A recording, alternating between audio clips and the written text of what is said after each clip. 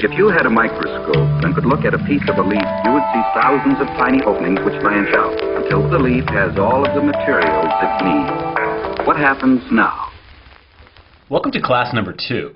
Today we're going to work on a lyric video, and it's going to be a ton of fun. Check this out.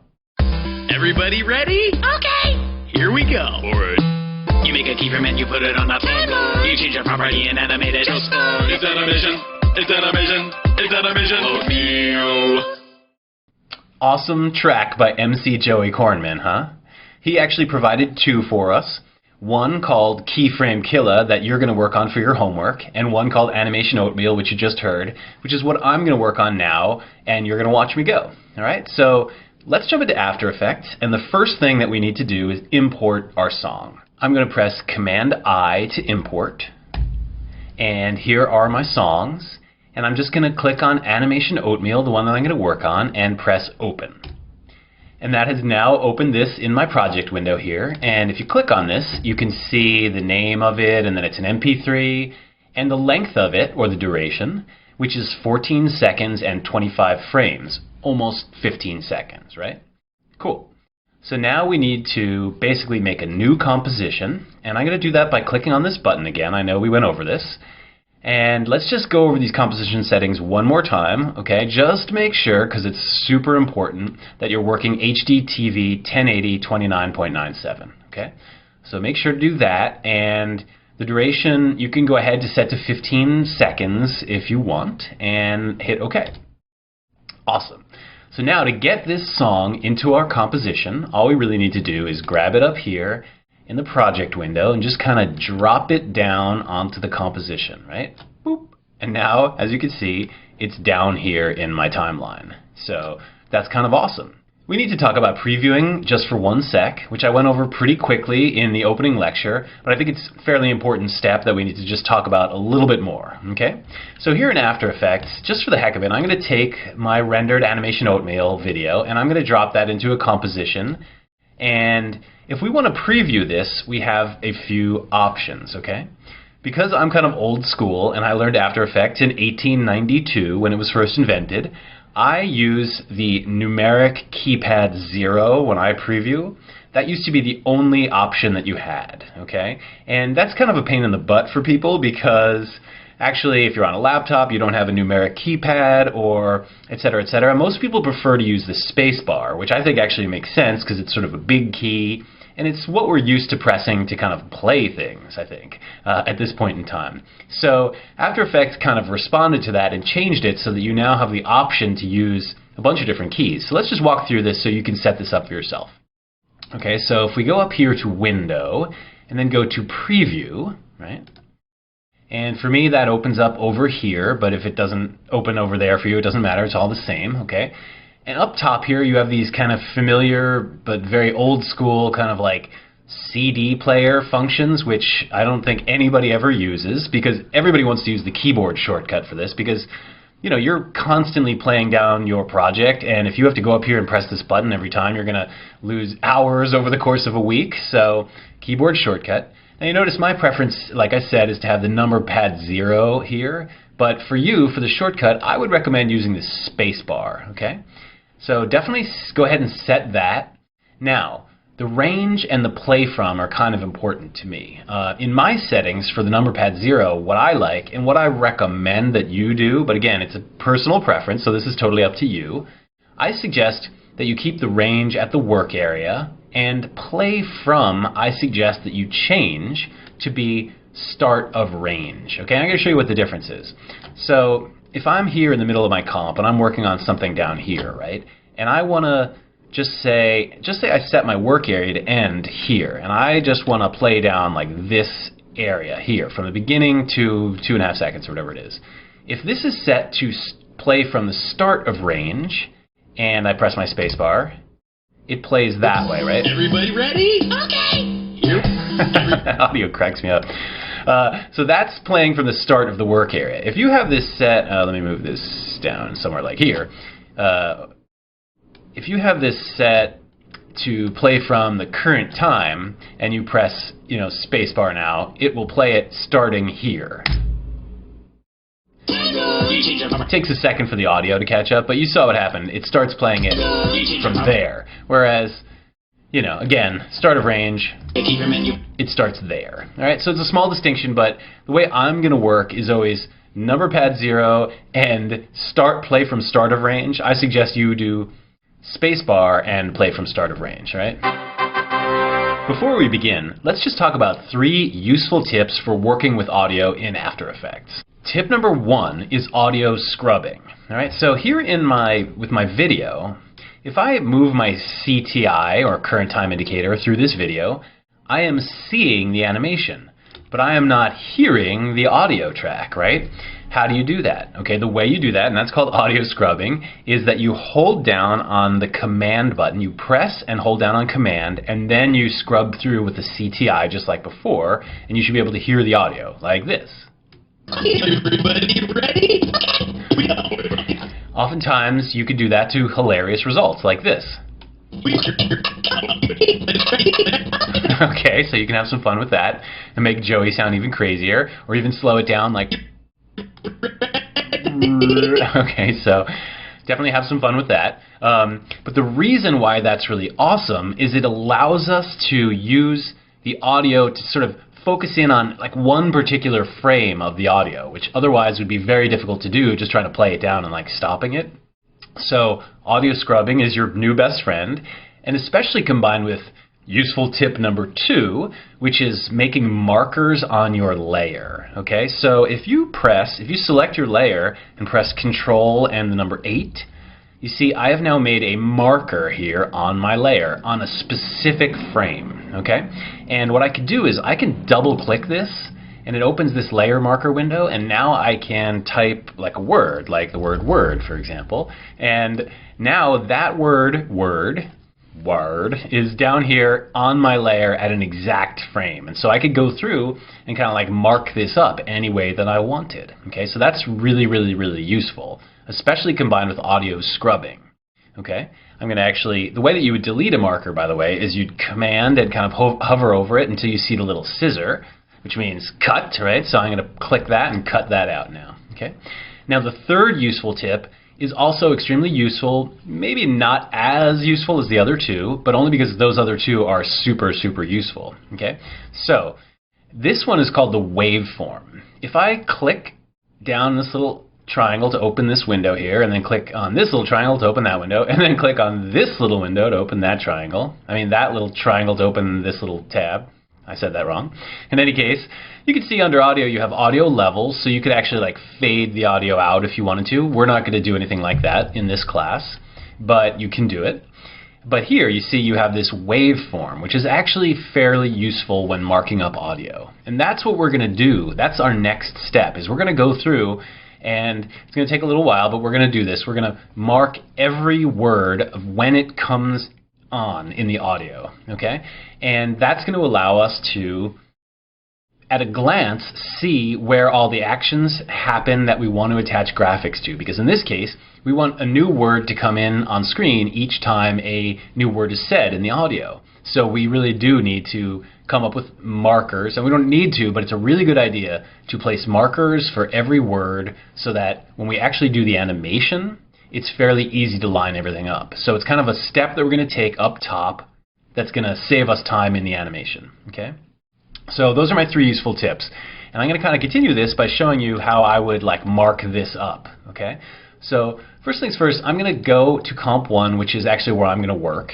And I'm going to call that, I'm going to press return here and call this animation oatmeal. Okay? Whoops, and I spelled it wrong.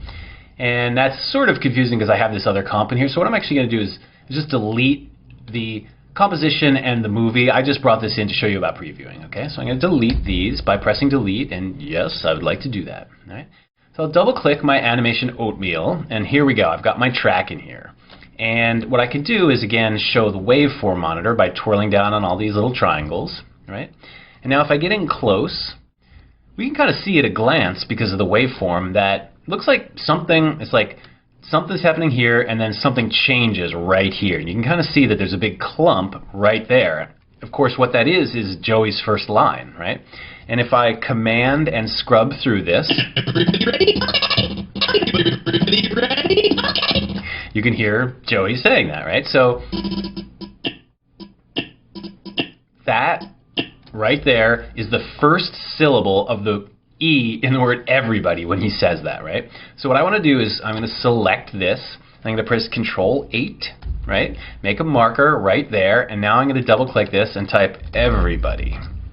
And I'm going to press OK. Okay, so now I've got a mark here that says everybody. And now, right there is the first part of the first syllable of R. So I'm going to go ahead and hit Control 8 and make a marker there, and I think you're going to see that I'm going to open this up, and I'm going to type ready, question mark, press enter. And now you can see I'm basically going through this, and I'm just going to mark up every word, like I said. These markers are incredibly useful. When you zoom back, like if I zoom back here, they sort of run together, and we'll see this even more in this section where there's like a lot of words very quickly. But you can always just zoom in and tell what they are, right? And you could also always move these, which is fairly easy to do. So if you're really trying to be careful to mark everything up, make sure not to move those, okay? So I'm going to sit here and do this now for the rest of this song. And I'm going to make you watch me for a little while, and then I'm going to jump into fast forward so that I do not bore you to tears, okay? I want to just make you watch me enough so that you can see the process, and then you know how to do this for yourself, because I definitely think you should do this for Keyframe Killa, even though it's going to take you a hot second because there's a lot of words in there. As you see when we get into animation, this is going to make things so much faster. So, okay, find the first syllable of OK and press Control 8, which I actually pressed asterisk on my numeric keypad. Again, 1892 is when I learned After Effects. That's an old hidden keyframe. If you have a numeric keypad and you like asterisk better, that's easier for me than pressing Control 8, but I don't know if you have that option. Anyway, so I'm going to double click this and type OK. Press return.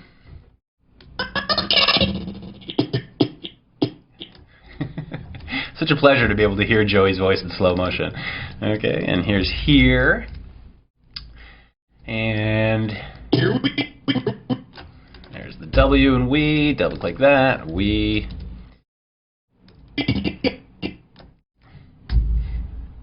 The G and go. Go!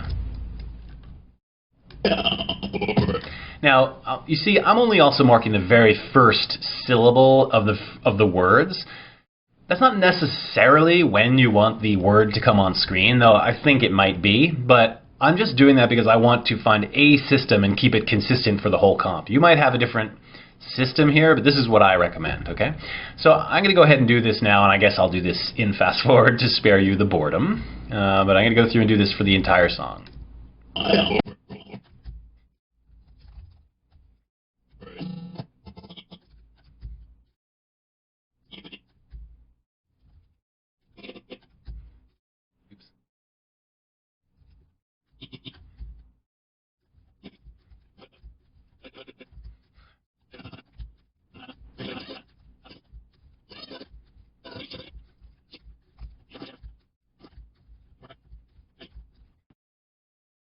One note is that for certain keywords like property that are kind of extended and have a little bit more time to play with in this song, I'm actually breaking those down into syllables as well.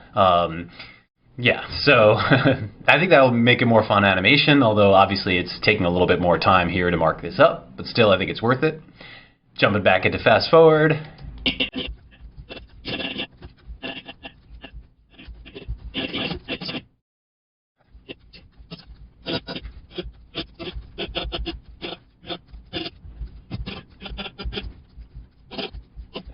Okay, awesome. I marked the whole thing up. So I hope that wasn't too boring. Let's check out some of these fast parts, and you'll be able to see this a little bit better if I zoom in. So I just set my work area around this part, just so you can watch as I play this down and you can see the accuracy of the markers. You make a keyframe and you put it on that table. You make a keyframe and you put it on that table. Alright, so once this step is done, it's super useful for going forward. Okay? I definitely recommend you do this. Okay, I know you're dying to start animating, but we need to talk about a couple of things first, so I gotta slow it down here. First, you definitely need to save your project, okay? The autosave, which I told you about, only kicks in and starts working once you name your project and give it a folder and save it, okay? So definitely do that. Go up to File and Save, or Command S, and then go ahead and save your project and pick a place for it and start saving it, okay? That's one thing. Second, we're going to need to work with type here in After Effects, and so I did want to show you that there's a couple windows that you need to kind of open. All right. So what I'm going to do is I'm going to close this preview window, which I only opened just for the purpose of talking about it. So I'm going to go up here to this little 3 lines and go to Close Panel. Okay. Now I still have my effect control up here. So if we want to work with type, I can go up to Window, and there are the familiar character and paragraph windows that you need to open. Okay, I say familiar because those are also in Photoshop and Illustrator, so if you know Adobe products, you've kind of seen these before. So let me open character, okay, and I have that open up over here, kind of underneath my effects panel, so it's kind of neatly stacked.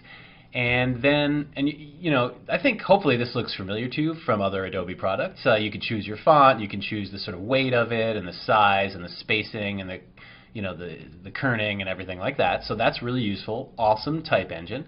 Additionally, you have under Window, you have this sort of paragraph as well, which hopefully is familiar. Mine also opens up over here, so I kind of have these two things in tabs right here, right? And paragraph allows you to kind of choose the layout of the type, etc., etc. Hopefully you're familiar with this again, all right? So I just wanted to say that those are there. If you do not have these open, if I close both of these, I believe the way that After Effects works is that actually if I go ahead and click on my type tool, which is this T up here, it should auto open those panels, right? So it should auto open them right there for you, or wherever you want to put them, okay? So that's 2 things I needed to mention. And then the third thing is a little bit longer of a topic, all right? In the first lesson, and in almost every lesson for this class, I'm giving you the artwork so that you can really focus on the animation. This is, after all, an animation class. However, in this project, you're also going to be doing some design. Okay? Even though that's not necessarily the focus of this class, animation and design go together like peanut butter and chocolate, okay? They just work together. And it's just one of those things that if you're going to work in motion graphics, which I undoubtedly assume you're going to directly after taking this class, or possibly even just after the first lecture, if you're going to work in motion graphics, even if you don't consider yourself a designer and you think of yourself as the master animator of the world, you still need to know a couple things about design because it's part of your job description, all right? Things like placement of type, things like choosing a good typeface to work with, colors, general layout skills. If you don't have any of those, it's going to be a little bit hard for you to get any work, I think. Not to say you need to be Ash Thorpe or some genius designer, but just some basic skills, okay? So let's back it up here and talk about design for a sec. Again, this is not the focus, but let's just talk about this for a sec. Okay?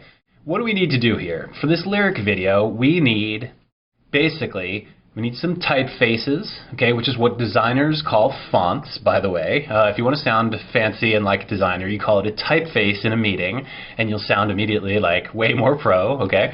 And then the other thing that we need to work with here is color, okay? Now, the good news is there are some awesome websites that are going to help you choose colors and typefaces, okay? And we need to go over those now, or I'd like to go over those now. I find these things really, really helpful. The first thing that I want to talk about is Coolors.co, by the way. Not .com, but .co. Coolors, like C-O-O-L-O-R-S. Okay, so Coolors. I don't know who came up with that name. But anyway, this is a great website for generating color palettes. Okay, that's all it does. And what I would do is go here to Explore, right? And if you click there, you'll see a bunch of pre-made palettes that people have come up with, some of which are awesome. And you can kind of use this button here to click through different sets of palettes, right? And what I want you to do is just kind of look through here and pick out something that you think is awesome, and also that you think matches the tone of the song that we're working with, all right? Because you're not just pulling colors because you like them. Theoretically, you're pulling them to match the project you're working on, okay? Now, a tip about working with these color sets. Sometimes I'm really drawn to like this one here, for example. And you see it's got like tons of bright colors, and it's just like really fun colors, right? Bright red, bright orange, bright yellow. But what you really want to look for in these color palettes is good contrast. Another thing that I like to look for here, and this is kind of personal, but you see up here, like, I'm not in love with this palette, but what it has is, it has a light color that's very much like white, and it also has a dark color, which is kind of a black. And sometimes that's really useful, because if you choose something like this, that's like green and blue and purple, and there's no like black or white value, or near black or near white, you kind of lose a lot of contrast, and oftentimes, in order just to be able to see things on screen, you need to have some good contrast, okay? So choose these carefully. Like, I think this would be a good one here. It's got a dark and a light, and then it's got some fun punch colors that have contrast, okay?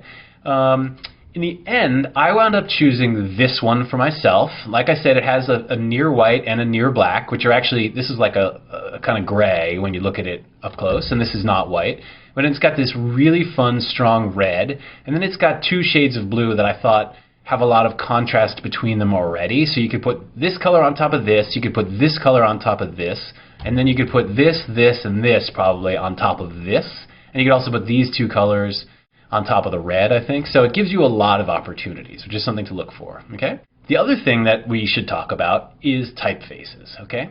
Now, typefaces are really awesome, and I love them, and I like to collect them. Most times you have to pay for them because designers legitimately spend a ton of time working on them, and they need to be reimbursed for their work. Okay, however, for this class, because you're students, I do not want to tell you to just run out and buy a ton of different typefaces, which can get expensive, actually. So while this is a school project, okay, what I recommend is going to the Lost Type Co-op, which is losttype.com, losttype.com, okay? And Lost Type Co-op is a collaborative digital type foundry, and they have awesome people that design typefaces for them. For example, this one is designed by Aaron Draplin, who's the Draplin Design Company. He's a famous designer, and he's awesome. If you don't know him, you should definitely check him out. But so like these typefaces are all pay what you want. Okay, so theoretically, and I'm not telling you that you should do this, but theoretically, you can click here and find a typeface that you like. Okay, this opened a different window here. I'm going to go back. I'm not sure why that opened that. But like if I go to Regina Black, I should be able to click on Purchase Regina Black, okay? And now here, it suggests these amounts, but it is pay what you want for personal use. Again, this is just for personal use and just for students, I think. You can type in 0 in here and then download any font that you want from this website, okay? So they have a lot of fonts here, and they're all pretty high quality. And you know, you could browse through a very, very, very long list of them to come up with one that you think really suits what you're working on, all right? So this is an awesome resource, and we should all be really thankful that awesome designers like this are offering great fonts for essentially no money if that's how you choose, if that's what you choose to do, all right? In the real world, if you're working on a job and you want one of these fonts, you should pay for it. Okay, just want to throw that out there.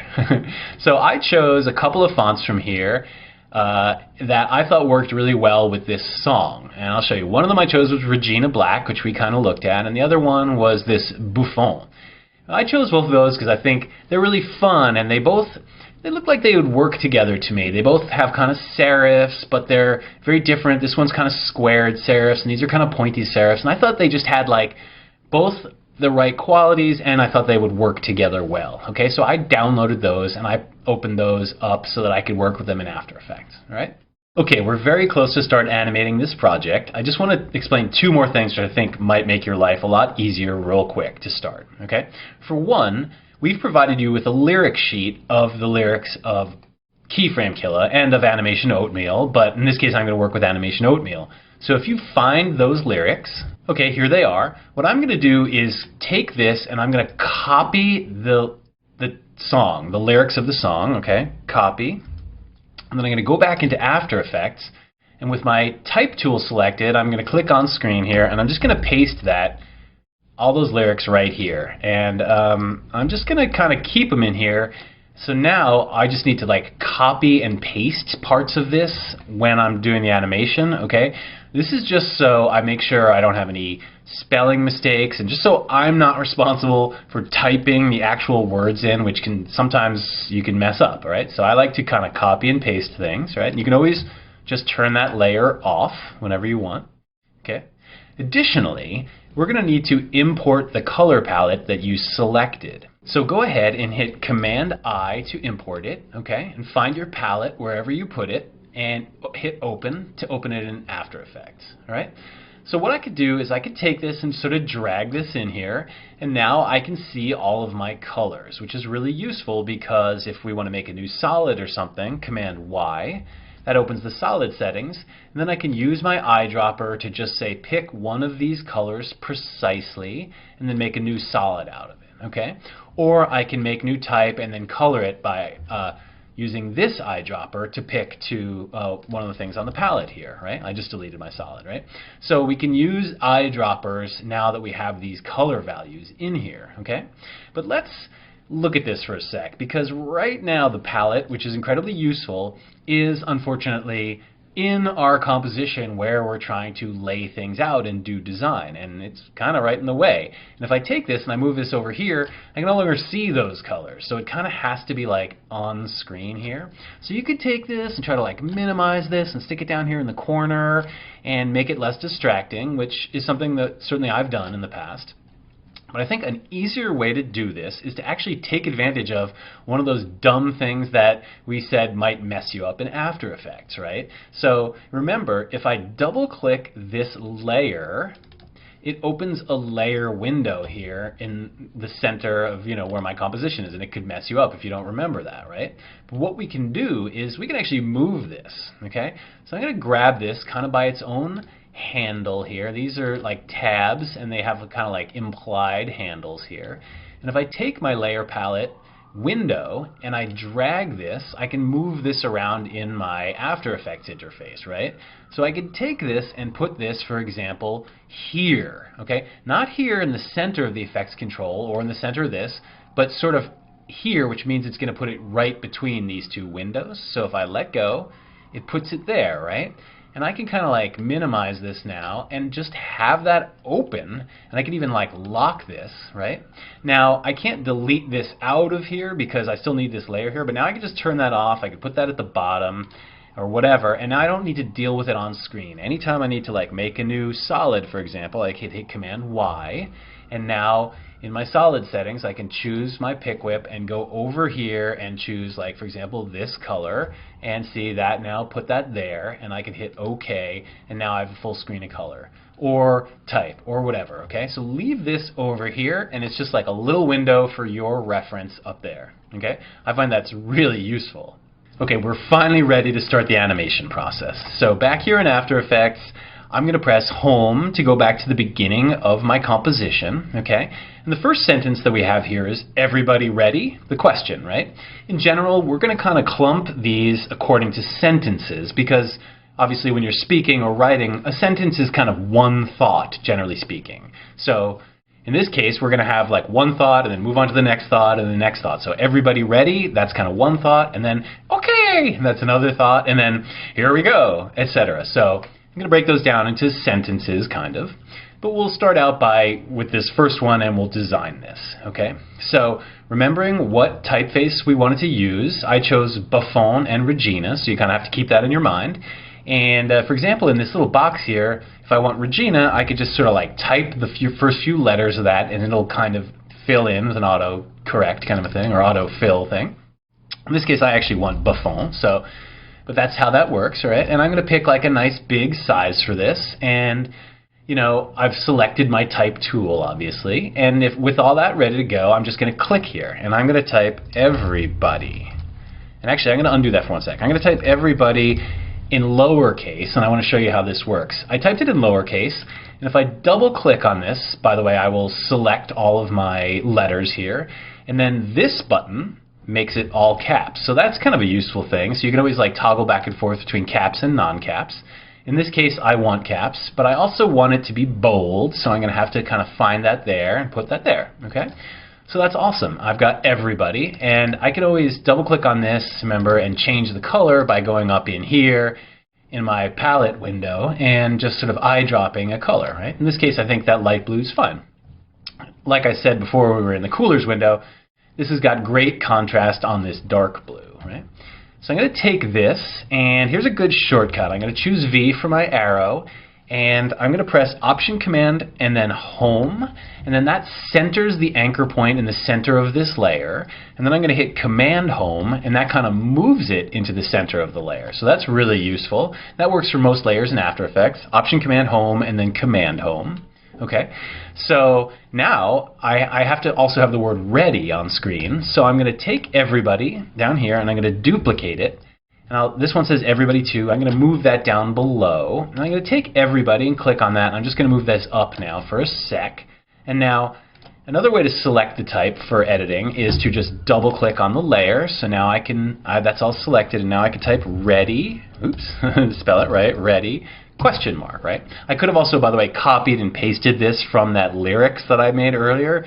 This sentence is fairly short, so I don't think I need to do that, but we do have that set up just in case. Okay? So now I've got everybody and ready. And let me double click on ready and go up here to my character window and select the eyedropper and choose the white color for this. Okay? So that looks really nice, except for that it's kind of awkwardly high up in the frame. So what I'm going to do is, let me go down here to this button and press this here to see the title action safe. And I don't really need to explain what that is, except for to say that this gives me a center point. Oh, those sirens are really loud. This gives me a center point for my entire comp. Okay, so I kind of see where that is. So now, if I select everybody and ready, I can take both of those. I'm going to select my arrow tool, or V. I'm going to move these down, because they were centered right to left, as you recall, because of my Option Command Home trick. And now I just need to kind of put the center of the comp sort of right between these two. And I held down on Shift, so I was moving them up and down. So now I can tell that they're kind of like really centered in here. And I could turn this off now if I want, if I find that distracting, right? So now I have the words everybody ready on screen. And they're in separate layers, and so they're definitely ready to animate now. Now, we need to talk a little bit about layer organization, about how to move, trim, and move up and down in the layer stack, your orders, your layers here, right? So let's talk about that for one sec. If I want now my word everybody, this layer, to start on this guide mark, which I set right here, right? I can go back to that and kind of like click into that guide with my current time indicator, right? And now I could just hover over the edge of this layer and drag this back, okay? And that's different. That's trimming the layer. That's different from moving the layer, okay? So you can tell, because it gives me a different little icon here when I hover over the end, that this means now that I'm trimming. And if I just see the regular arrow, that means I'm moving that, okay? But the shortcuts for this, which I suggest that you use from now on, involve the bracket keys, okay? The brackets that look like squared off little edges. And those brackets represent the start and end of our layers, because our layers literally have those same kind of like squared off ends on them, right? So if I want to trim this, I need to hit Option and left bracket, okay? Because left bracket controls the beginning of our layer and right bracket kind of controls the end of our layer. Okay, I think I'm probably flopped for you, but in any case, I need to select this and hit Option and left bracket, and that will trim that layer right there, okay? If I didn't hit Option and I just hit left bracket, that would move that layer to start there, which in this case doesn't matter because there's no animation on it, but if there was animation and there were keyframes in there, trimming and moving are very different, because when you move all the keyframes with the layer, and when you trim, just say, for example, up to when a keyframe might start, okay? So I know that this word needs to start here, and similarly, I know that the word ready needs to start right here because of my guide. So I can also Option and left bracket and start that right there, okay? Now, additionally, I know that the word OK comes on right here. So what I'm going to do is move back one frame by pressing page up, or I could just move my CTI. And now I'm going to select both these layers, and I'm going to right option and right bracket on this to trim the end of those right there, so that the next frame is when OK starts, right? So I've got my timings on this already. And if I press N just to set the end of my work area here and move this up to the beginning, we can kind of preview this without any animation at all. And let's check this out. Everybody ready? Okay. Everybody ready? Okay. I love that. So now you can see that even without any animation, just having the layers start and end at the proper frame actually creates a kind of rudimentary animation for us. So that's kind of cool, right? Of course, we are going to animate these. And now, I again still want to talk about one other thing that's going to make this slightly more complicated, all right? Which is the word everybody. It's one word, actually. It's spelled this way. I had to look it up and check. But we all know that what this really means is like everybody. It's sort of broken up into two. So to make this very, very clear, for example, we could animate this, and it might add a little bit more fun into this as well, if it's like everybody. The way that I want to animate these, by the way, is to have these just kind of pop up from the bottom of the screen and land here. All right? So what I was thinking could be really fun is if we divide the word everybody up into two different words and make them look like they're one word, which they are, but animate them slightly separately. Okay? So the way that I would do this is slightly tricky, okay? But what I'm going to do is I'm going to take the word everybody and I'm going to duplicate it, all right? And I'm going to move everybody 2 down to the bottom. And everybody 1, I'm going to double click on this to open this up. And I'm going to, actually before I do that, I lied. I'm going to double click on everybody 2 first, okay? And I'm going to, by double clicking it, I make this editable. And what I'm going to do now is click here, and I'm going to just select the words every, and I'm going to hit delete and delete those, okay?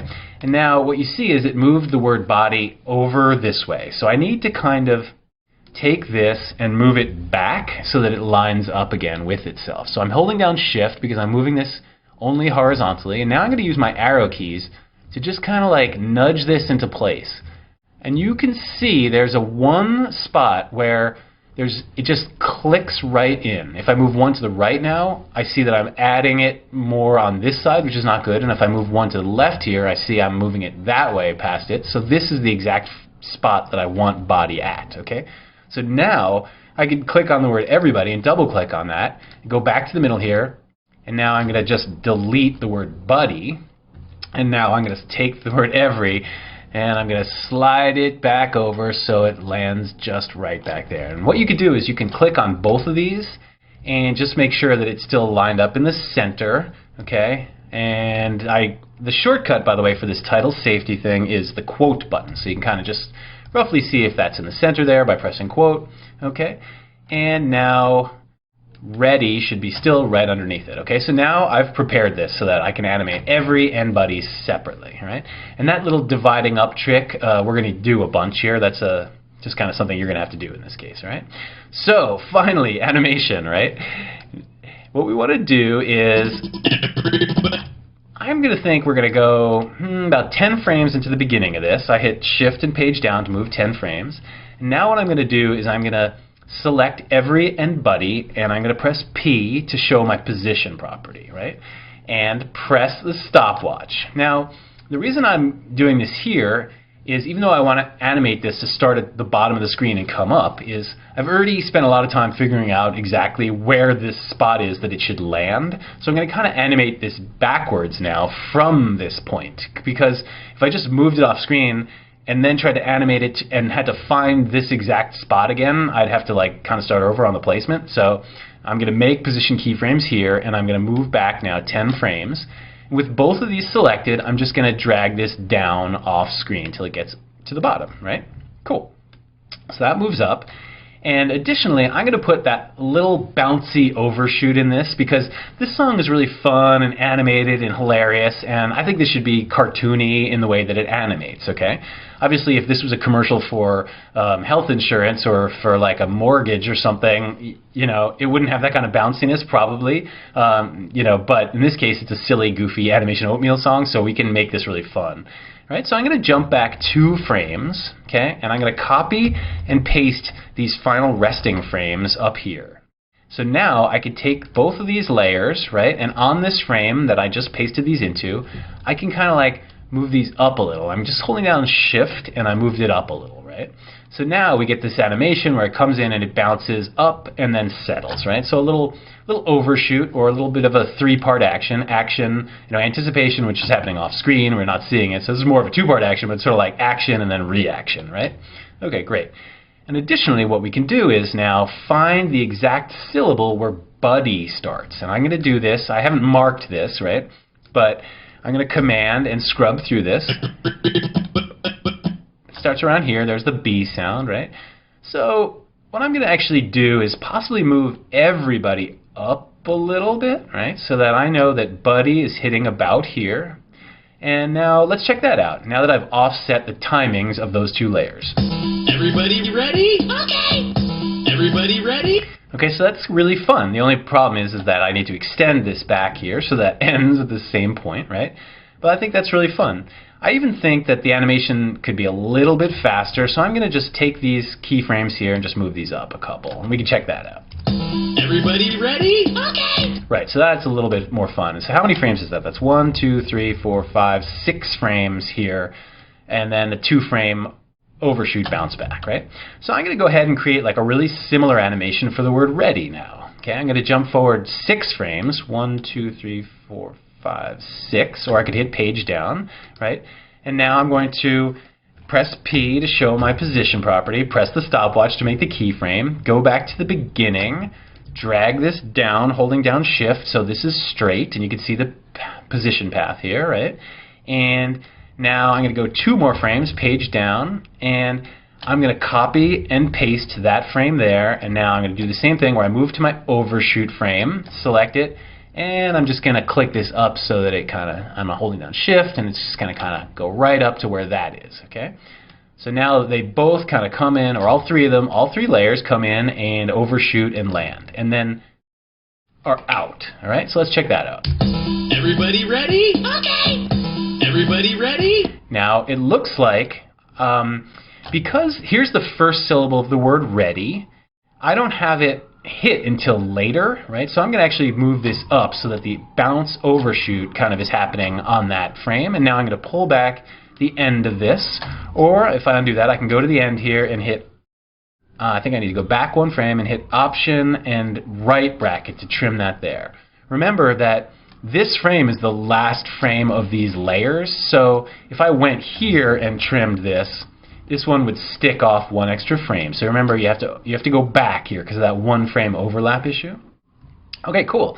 So this is now, basically set up, right? Everybody ready? And I like the timings. We adjusted the ready, so let's check that out. Everybody ready? Okay. Everybody ready? Okay. Awesome. I think that's really fun. So now we're ready to move on to our first transition. Okay? And the first transition needs to get these words off the screen, and also I want to switch to a new background color here. I'd like to pull in a red color, and I'd also like to have, obviously, the word OK on screen.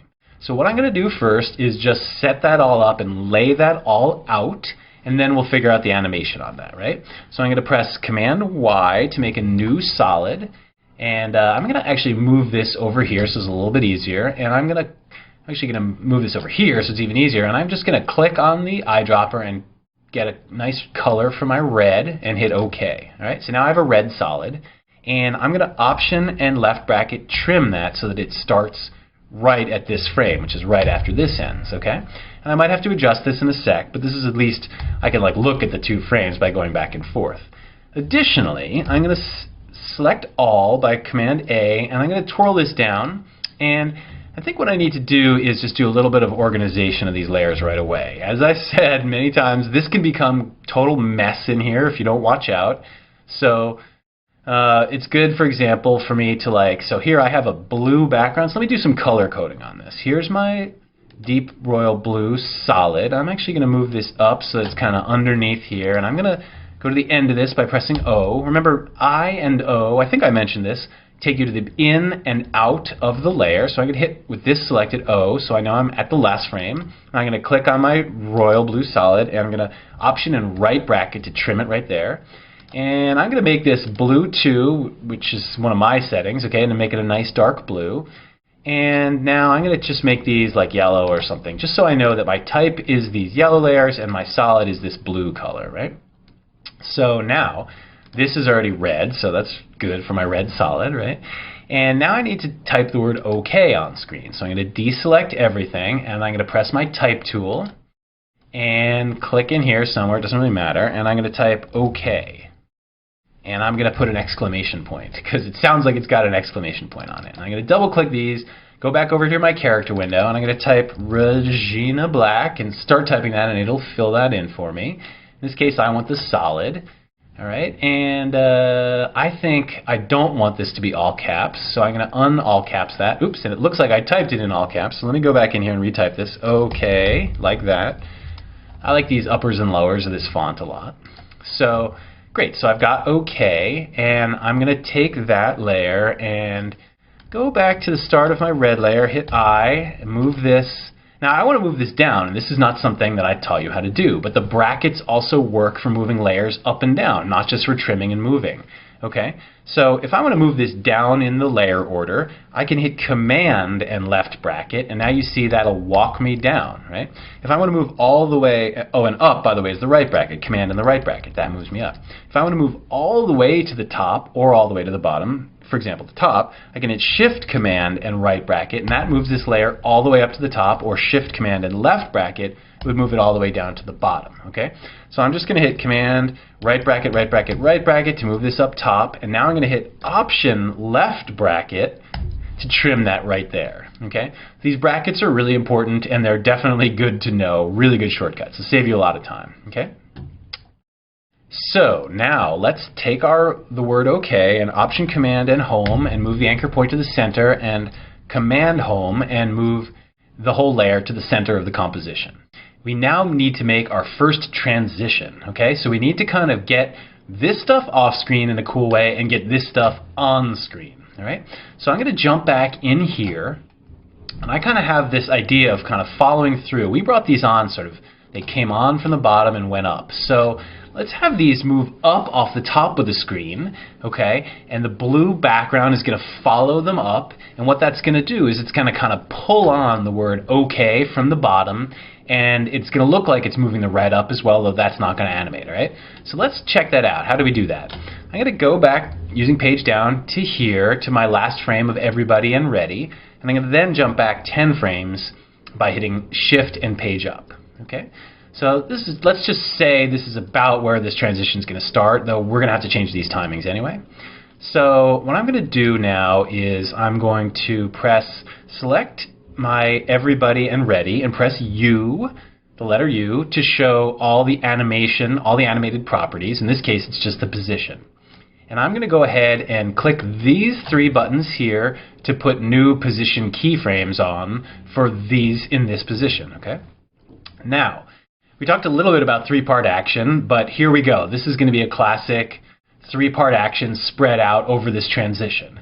The anticipation, the sort of getting ready part, is going to happen here, and then the action is going to be these moving off screen, and then the reaction is going to kind of happen over here, right? So first we need to build this little anticipation in, okay? So I'm going to move like, I don't know, like 3 frames down, 3 or 4 frames, okay?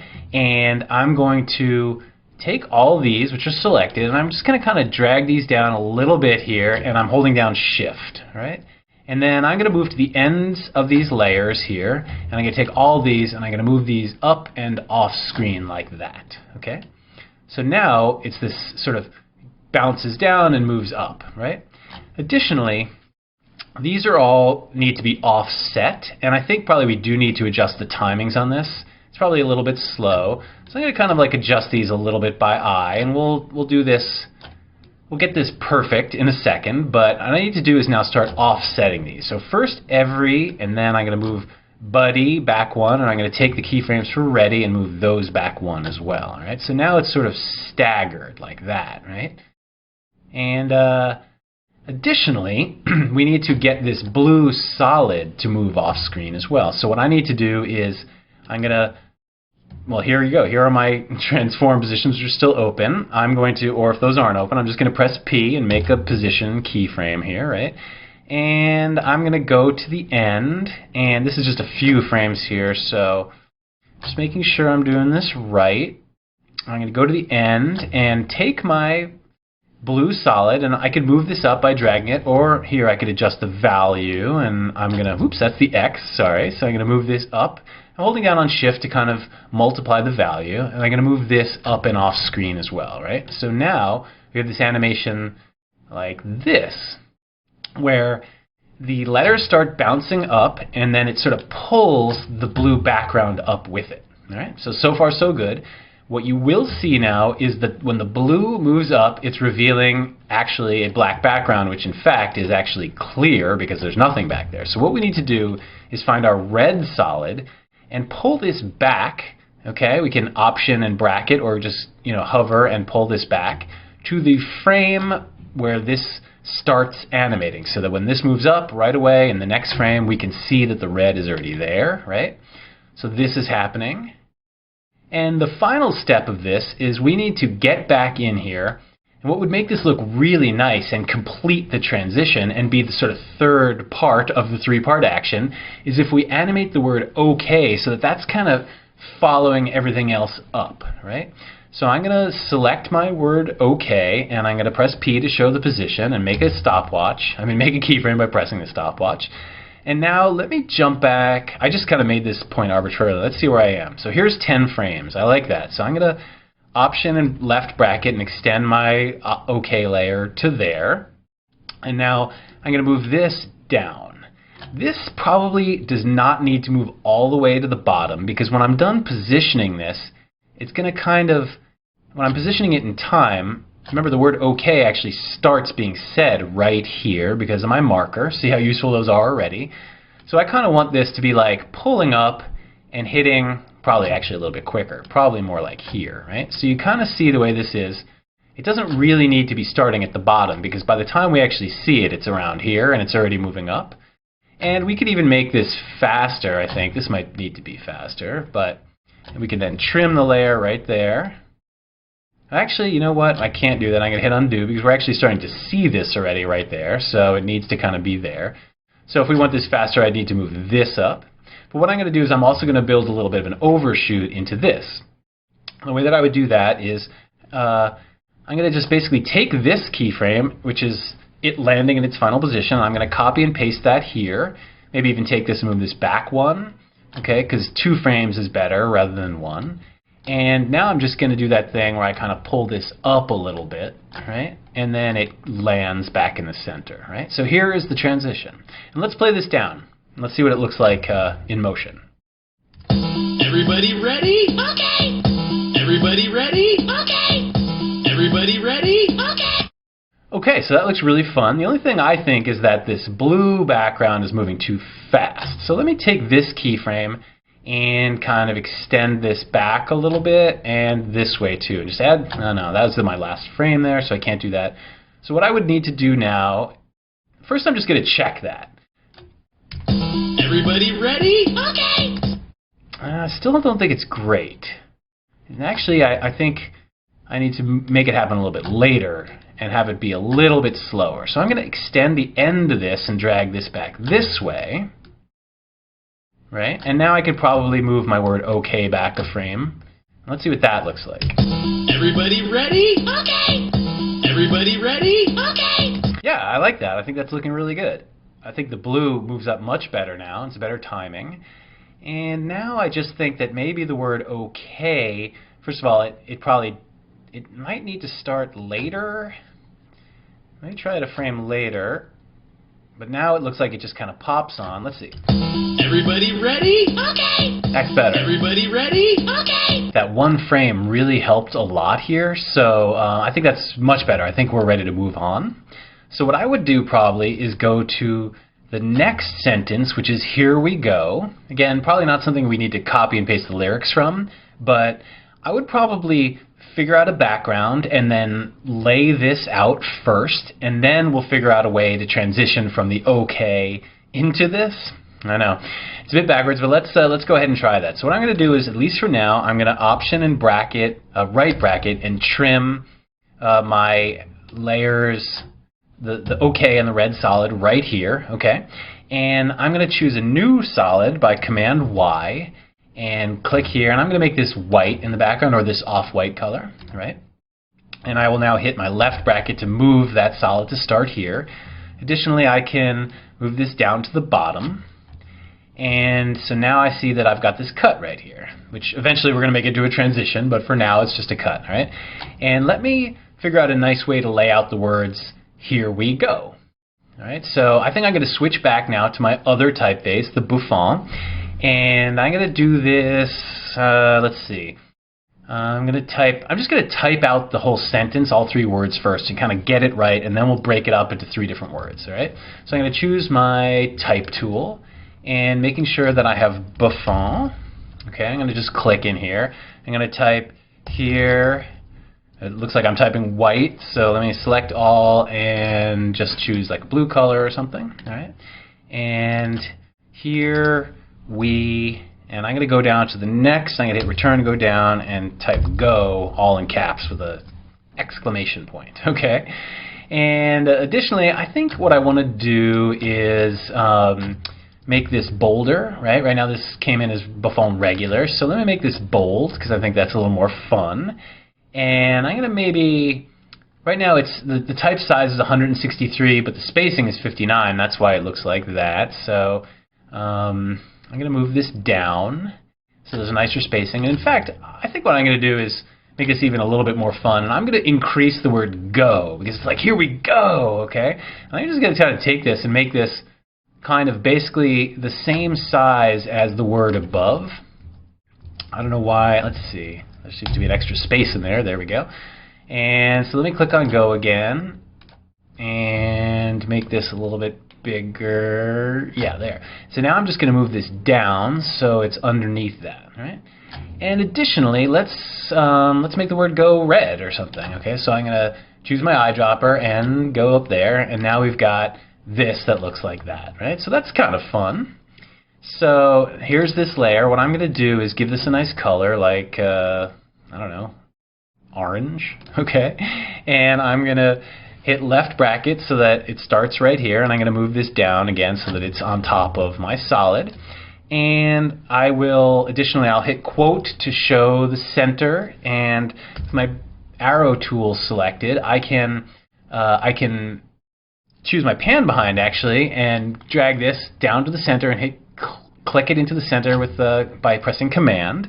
And then with my regular arrow tool selected, I can grab this and click it into the center again by holding down on Command. All right, so that's a different method if you don't want to do Option Command Home and then Command Home. Okay, so now we've got this right in the center, and that's cool. And we need to figure out a good transition from here to here. Okay, and last time we did the up-down thing, so let's come up with something new. And what I kind of thought would be fun is if everything here, the red and the word OK, kind of split in half down the middle and moved off to the sides, right? And then here, these things kind of scaled up individually, right? Because that will preserve the screen direction, because in screen direction, things moving this way from the center to the edges of the screen, no matter how they're moving, it's kind of performing a similar visual thing to something scaling up on screen, which is to say that it's kind of moving from the center out, right? Which is the same thing as scaling in some sense. So let's use that as a transition. Now, in order to set this up, we're going to need to like break a bunch of stuff here, right? So the first thing that we're going to need to do is we're going to need to actually get rid of this red solid and make 2 red solids, each of which are half the size so that they can just move off, right? So let's figure this out. If I press Command Y, okay, and I choose my red color here, the composition is 1920 pixels wide, right? So if you choose, instead of 1920, and make sure that this button is not checked so that the aspect ratio is not locked the way it is, and we choose 960 instead of 1920, because 1920 divided by 2 is 960, right? Simple math, and then hit OK. Now let me turn off this red solid. I'm actually going to delete this red solid. Now you see that I have a red solid that's this wide, and if I take this and click on it, And I need to kind of move this so it starts at the right place, right? And actually I'll go to the end and kind of trim it here. Now I can take this and move this over and click it kind of right into the end here. And just make sure that it actually doesn't really click into the end. So just make sure you get in nice and close and make sure that goes right to the edge there, right? Perfect. So now we have half of it covered, and all I need to do now is take this and Command D, duplicate this, right? And now move this one over so that it lines up in the middle. And just make sure there's no gap in the middle and there's no gap on the side, which looks like I made a gap on the side here. So don't do what I did, move that over. And now there looks like there is a gap in the middle, which is super annoying. So I'm just going to do something real quick, and I'm going to take this and I'm just going to kind of get in here and grab it by the end. And by the way, if I grab my solid by the end here, I could just sort of make it longer and shorter. I'm essentially scaling it, right? I'm just going to like get in here and just make this like a one click bigger so that it just doesn't have a gap there, okay? I don't think anybody will ever notice that, but a gap would definitely be noticeable. So I'm going to now, that's fine. Okay, so now I have to take my word okay and split that in half too, okay? So this is going to be a little bit irritating, and also this is already animated, so we're going to definitely have to be kind of careful with this. So what I'm going to do is actually I'm going to take this and I'm going to duplicate it twice so that I have 3 OK layers, right? And this one I'm going to take and I'm going to press T and I'm going to lower the opacity down to 50%. And this will make sense, just follow with me. And I'm going to lock this. And now this is kind of like a reference for lining up these parts of the word OK so that we know we're lining them up perfectly, right? So I'm going to select the one that's on top, and this is going to get a little messy, I promise. And I'm going to double click this. Now we're going to highlight all these layers. It's a little hard to see because it's red on red, but I'm going to take this now and move over, and I'm going to delete the A and the Y and the exclamation point from the top here, right?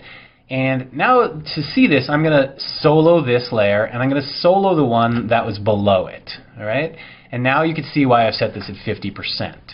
Because now we can see exactly where this needs to go over to. However, I'm going to press P, okay, and I need to tell you something important about moving the position of layers once there's animation built, all right? Once there's a position path, you can move the entire position path, but for example, if I just selected this one point, this one keyframe, and I moved it, I'd be kind of creating a diagonal animation here. You see where it kind of moves up and over like that? And if you see the position path, it now has this sort of angle to it. I'm going to undo that, right? So I need to adjust all these points together so that the position path can be moved all as one, okay? And additionally, the way to do this is to go to where one of the keyframes is, one of the position keyframes, and select all of the position keyframes that make up the animation path, okay? And in this case, now that I've got them all selected and I'm on one of the keyframes, I can move this and move the whole path. I'm going to undo that. And now I can just hold down on Shift and slide this back over here, okay? I probably should have broken this up before I did the animation, but just didn't think about it, all right? So this is the way to do that. You select all the position paths, and then you move it over, okay? So we'll do that again right now with the word OK in case that wasn't clear, with the word A, actually, right? So I'm going to unsolo that, and now I'm going to solo my other word, OK, too, and I'm going to double-click this, select in here, and now I'm just going to delete the letters O and K, so now I just have AY, right? And I'm going to do the same thing. I'm going to press P to reveal my position path, and I'm on the keyframe here, so I'm going to select all of these, press V for my arrow tool, and now I'm just going to hold down on Shift and slide this over, and then I can use the arrow tool to kind of click it right into the right position, right? So now I've preserved the animation path of both of those layers, right? And additionally, I can unsolo all these, and I can turn this one off and unlock it, and I can actually now delete this.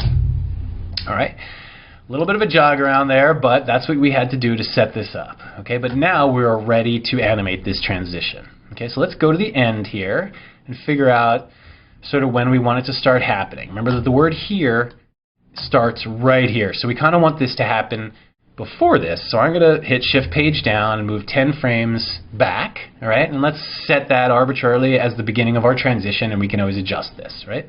So what I'm going to do is take both of my red solids and press P and make position keyframe. And I'm going to go to the end, and for this one, which is on this side, I'm going to take this and hold down on Shift and just kind of drag this till it's off screen. And for this one, which is on this side, I'm going to do the same thing, right? And drag it off this way, holding down Shift, right? So now I've animated these to move off, all right?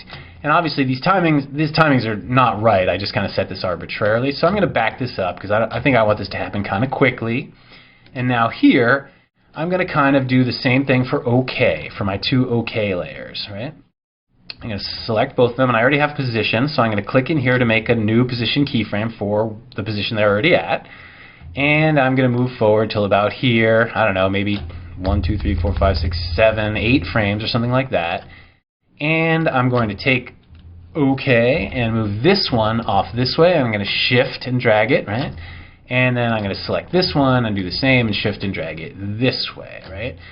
So now we have this animation that starts like that. And what's cool about it is that the offset makes it look a little bit like the words OK are kind of starting first and pulling the red off to the side. And we can adjust these timings quite a bit to get this right. I think we'll have to play this down and to see it, but that's close enough for right now. And now I have to do the same thing where, you see, once the red solids start animating off, we can see the background behind it, which is kind of the point. So I need to take my white solid here that's underneath, and this needs to be below it in the layer stack to make this work. And I'm going to drag this back. So now these start to reveal the white, right? So that's going to be a pretty cool transition. And actually, I probably need to take my type and Option left bracket and kind of put that down there somewhere too, so that this now pulls on like that, okay?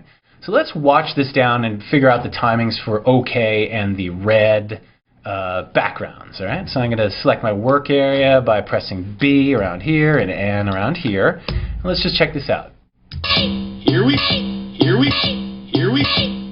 Okay, I love that little loop. That's totally hilarious. So let's move on and work on Here We Go. We need to also break these down into each individual words. Okay, so let's do that first. I'm going to take this and duplicate it 3 times, one for each one, and I'm going to take this original layer and press T and make the opacity 50%, right? And I'm going to lock that. And now I'm going to turn these 2 off and just solo here and the reference layer. Here we go. Okay, so let me double click this and now get in here and delete out the We Go. Right, so here's here, and actually maybe this would be easier if we don't solo these. Yeah, it's easier to see on white. Okay, so let me grab here and my V arrow, and I just need to kind of shift and pull this over. And when I get close, I can just use my arrows and line that up perfectly. Okay, great. And another thing about this is that we want the anchor points for all these not to be here where they are right now, or here in the center where we've set it in the past, but for these, we actually want them to scale up from the center of the comp, right, to sort of complete this transition. So we need to actually set the anchor point for each layer in the center. So I'm going to choose my Pan Behind tool, or Y, and just click that into the center there by holding down a command. All right, so let's do that now for We and Go. I'm going to turn this one off, turn on We, double click it, okay, and delete out the word Here, and then delete out the word Go. Okay, and now I'm just going to take this, choose my V arrow again. Whoops, I grabbed my background by accident. I could lock that if I don't want to do that. Grab my wee bitty layer here and slide this over, and now arrow key this over till it's in place. And then I'm going to choose Y, or my Pan Behind tool. Keyboard shortcuts are your friend for saving time. And grab this and command click this into the center now too, and make sure that lines up perfectly. Turn that off, and we'll do this one more time. This one's going to be easy because all we need to do is grab the words Here and We, and if I delete this without getting rid of the space that takes the word Go down to the next line, now I can actually leave this word Go lined up, which is kind of nice for once, but I still need to change the anchor point. So actually no, the anchor point defaults to being in the center, so there you go. That one we got lucky on. Now I'm going to unlock the original reference layer and delete this and turn here and we back on, right? So now there we go. Here we go, there we go.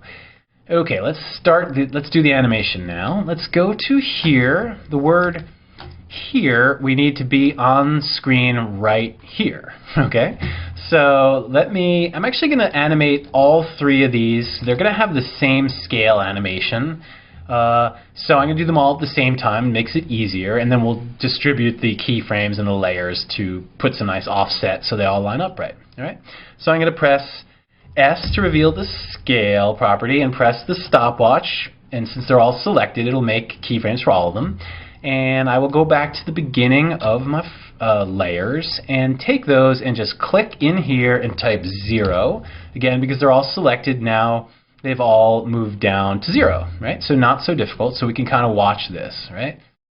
Awesome, and this is looking fun already. I think you can kind of see what I was talking about. Now, I think this is probably another example of something we could do a little overshoot on, right? Keep that bouncy, cartoony thing going. So I'm going to back up 2 frames, and what I'm going to do is I'm going to select this keyframe, which represents 100%, and I'm going to copy and paste that, and then just select this layer and paste that, and select this layer and paste that, because that just went to 100. And now I'm going to select all 3 of those and dial this up to something like, I don't know, 110.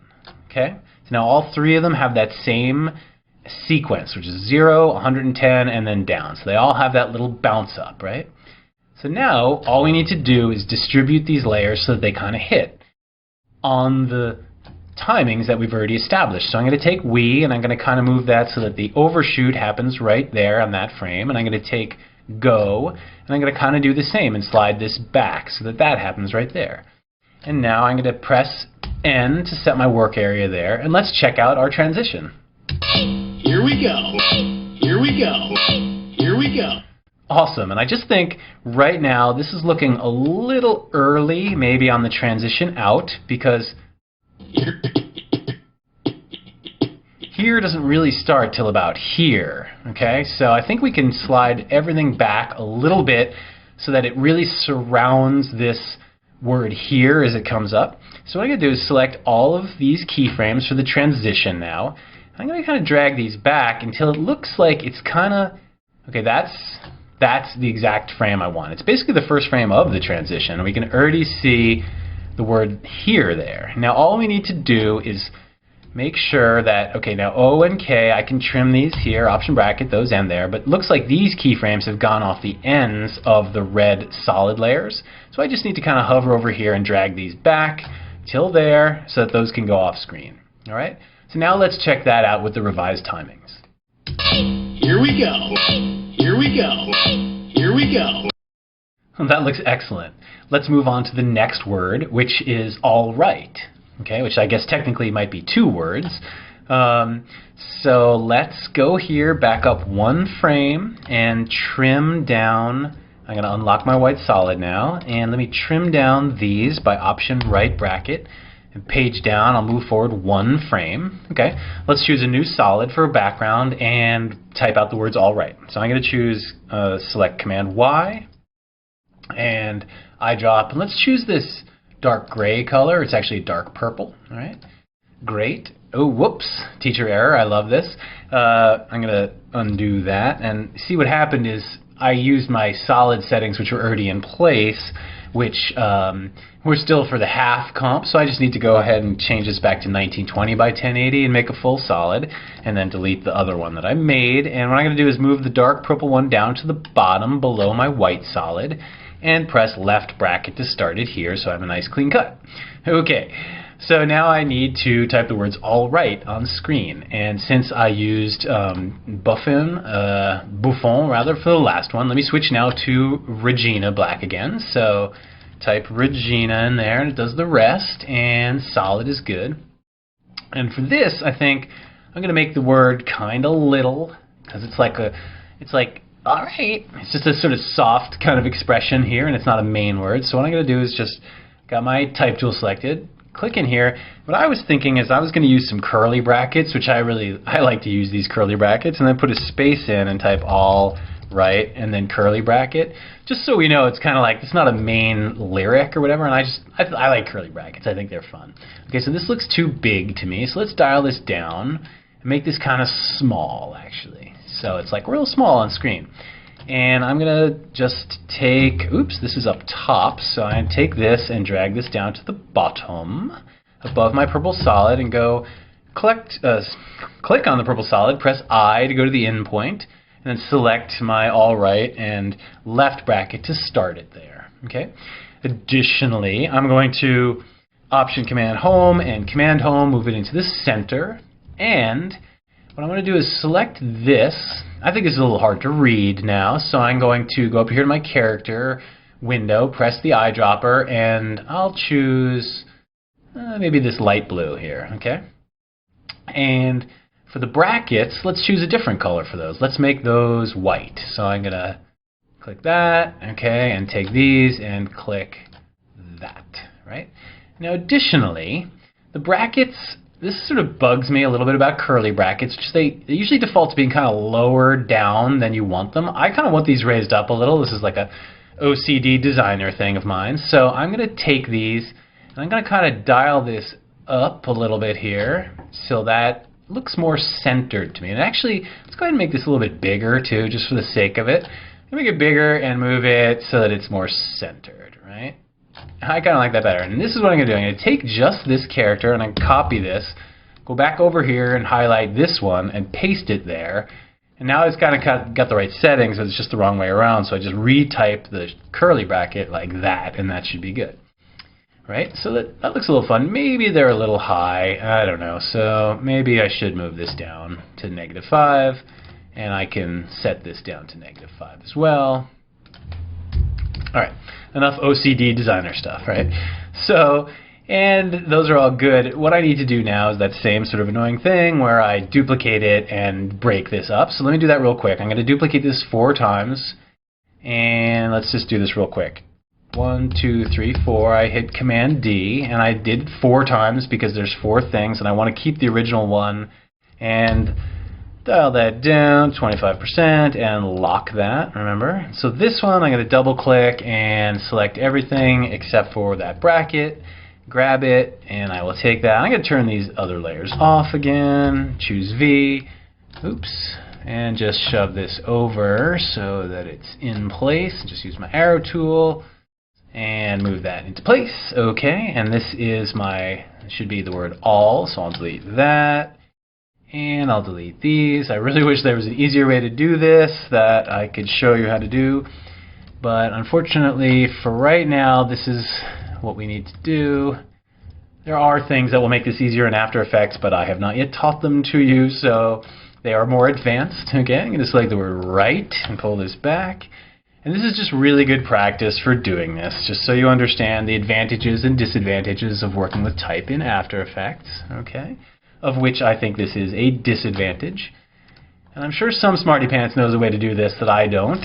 Or maybe. I sure wish. But I can't think of any. Alrighty, here we go. Put this back in place. Okay, so now all these are good. I will unlock this all right layer, my original one, and delete that, right? So, and I'm going to hit save. We are ready to move on to the next transition. And what I'd like to do is build a wipe, what's known as a wipe, okay? Which is basically when you have a solid color that kind of moves across the screen and it helps pull on some graphics like the word all right, but it also, as it wipes across the screen, it fills the screen and therefore it provides us a cut point where we'll be able to get rid of the words here we go seamlessly, right? So let's go ahead and build that out. We've got our all right here. Let me get in a little closer. So what I want to do is I want to make a new solid, okay, and let's make a new red solid. I'm going to make Command Y and choose the red color from up here, okay. So now I have this, and what we need to do is let's move this to the bottom. I'm going to hit Shift Command and left bracket so it moves all the way to the bottom, and then I will move this up manually so it covers the word all right. And actually I need to move this up now that I think about it. This has to go above all of this, right? And it's going to start somewhere around here. So let's back up like 10 frames, and we'll make rough timings. Actually, that's too close to the end here. So let's stick it about here, and we'll just eyeball this, right? So if I put my red solid here, okay, what I could do is I can move forward 10 frames, shift page down, and press P to reveal the position property, and click the stopwatch to make a keyframe. And now I can go back to the in point, and I'll just move this off, and I'm going to hold down on shift, so I'm kind of moving this parallel off screen, right? So you can see now that this is going to kind of like move on, right? And we will build the type and stuff to move on with it, okay? So this starts to come on, and when it gets to be full screen, that's when our cut will happen. And what we can actually do is move our all right and bracket layers up top here above that red solid. Since they're also colored red, let's go ahead and click here and give these a different color, like aqua or something, just so we can kind of more easily see them. Alright, so we need this to wipe on, and we need these to also move on. So let me go ahead and select those, the brackets and the type, and I'm going to press P and make a position keyframe, and just jump back to the start of the layer, okay? And what I'm going to do is take all of these now with my V arrow. I'm just going to move these all off to the side, right? So we're starting to build this, right? Now the timings are all off. What we need to do is, first, what we want to have happen is these words all right need to come on in the correct order, which is this bracket first, and then the word right, and then the word all, and then this bracket, right? And they kind of like follow each other in. So what we need to do is kind of distribute these this way. Starting with this one, this is this layer, is sort of move this up and move this up and move this up and this up, right? So now we've kind of created this staggered animation for this, right? And then let's check out the way this looks right now and see how it looks. There is some, oh I see. Just one thing is that the white solid here that's at the bottom kind of ends right here. So we need to just pull this up for now just so we don't get this sort of like black screen that pops on in the middle there. So let me press B and N, and let's just preview this. And that looks pretty good already, I think. I think that looks really good. Now I will say that I think this red is too bright. We had originally planned this out to have a dark colored background, as you remember, which actually that layer is still here. I'm going to delete that. But what I want is to take my red wipe, right? I'm going to duplicate this, okay? And then I'm going to hit Shift Command Y and open the solid settings on this and move this back over here and click this and make this the dark gray color. Not the black, by the way, which is behind it, but just make sure you're clicking in the gray, right? Okay, so now I've got a good solid color there, and it's got the same animation keyframes on it. So all I need to do now is take all of these layers and click this back like one frame, and now there's like a double wipe where you see the red and the sort of dark gray color, right? And what we could even do to make this a little bit more exciting if we want is right now the wipe happens in the two wipe timings, the red and the dark gray, they're kind of happening together. But what you could do is take the final keyframe for the gray and move this for the dark purple and move this up one. You see how now that decreases the size between the red layer and the gray layer, because the red is moving slightly slower, so it kind of looks like the gray kind of overtakes the red as it goes across screen, right? And you could even, if you delay the start of the gray one more frame, then that'll even be more dramatic. Or if you start it later, it'll be even more dramatic. You have to find kind of the right balance here. I think I like it back 2 frames, so something like that, right? And additionally, you can also see that the Here We Go layers, they kind of start to disappear, or they do disappear right there. So we also need to drag these back, or Option and right bracket, so that they don't just disappear off screen, right? Additionally, we could have them, as this wipe starts to happen, we could have these layers be influenced by this sort of horizontal direction of the screen, which might make it a little bit nicer. So if I press P to reveal the position and click the stopwatch here, what I can do is kind of move down a few frames till those are pretty much covered up, and just sort of click and drag these just a little bit So they're still covered up, but now we just feel them moving as this all transitions. So let's check that out. Go. Forward, Go. forward, Go. forward, Go. forward. Right? So you feel that just kind of all moves together kind of nicely, right? And that makes a really fun transition. And let's just check the overall timings of the words and back this up a little. Here we go. Forward, Here we go. forward. Okay, cool. I think that looks way better on the timings and is looking really fun.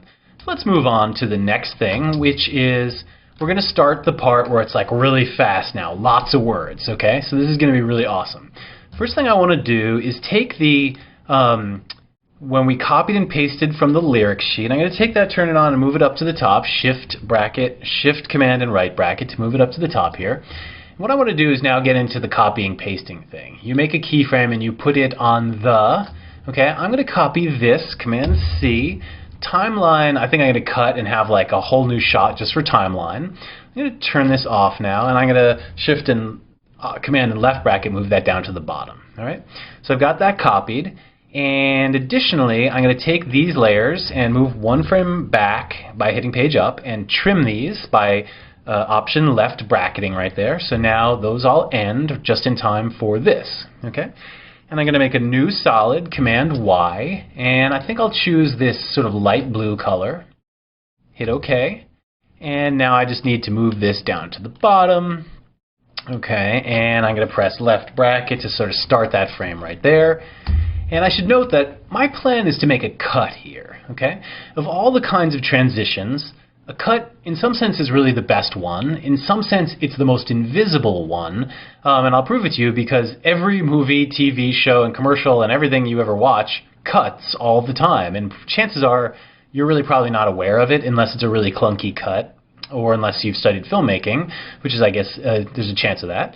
But in any case, motion designers, we always want to make all these fancy transitions where things move off and flow and all that stuff. But sometimes a cut is really the best option. It's an abrupt change, so it brings a lot of attention to itself in some cases. And also, it's something that, it's a transition that can happen over basically one frame. So if you don't have a lot of time either, a cut is sometimes the best transition, right? In this case, I want to cut, right?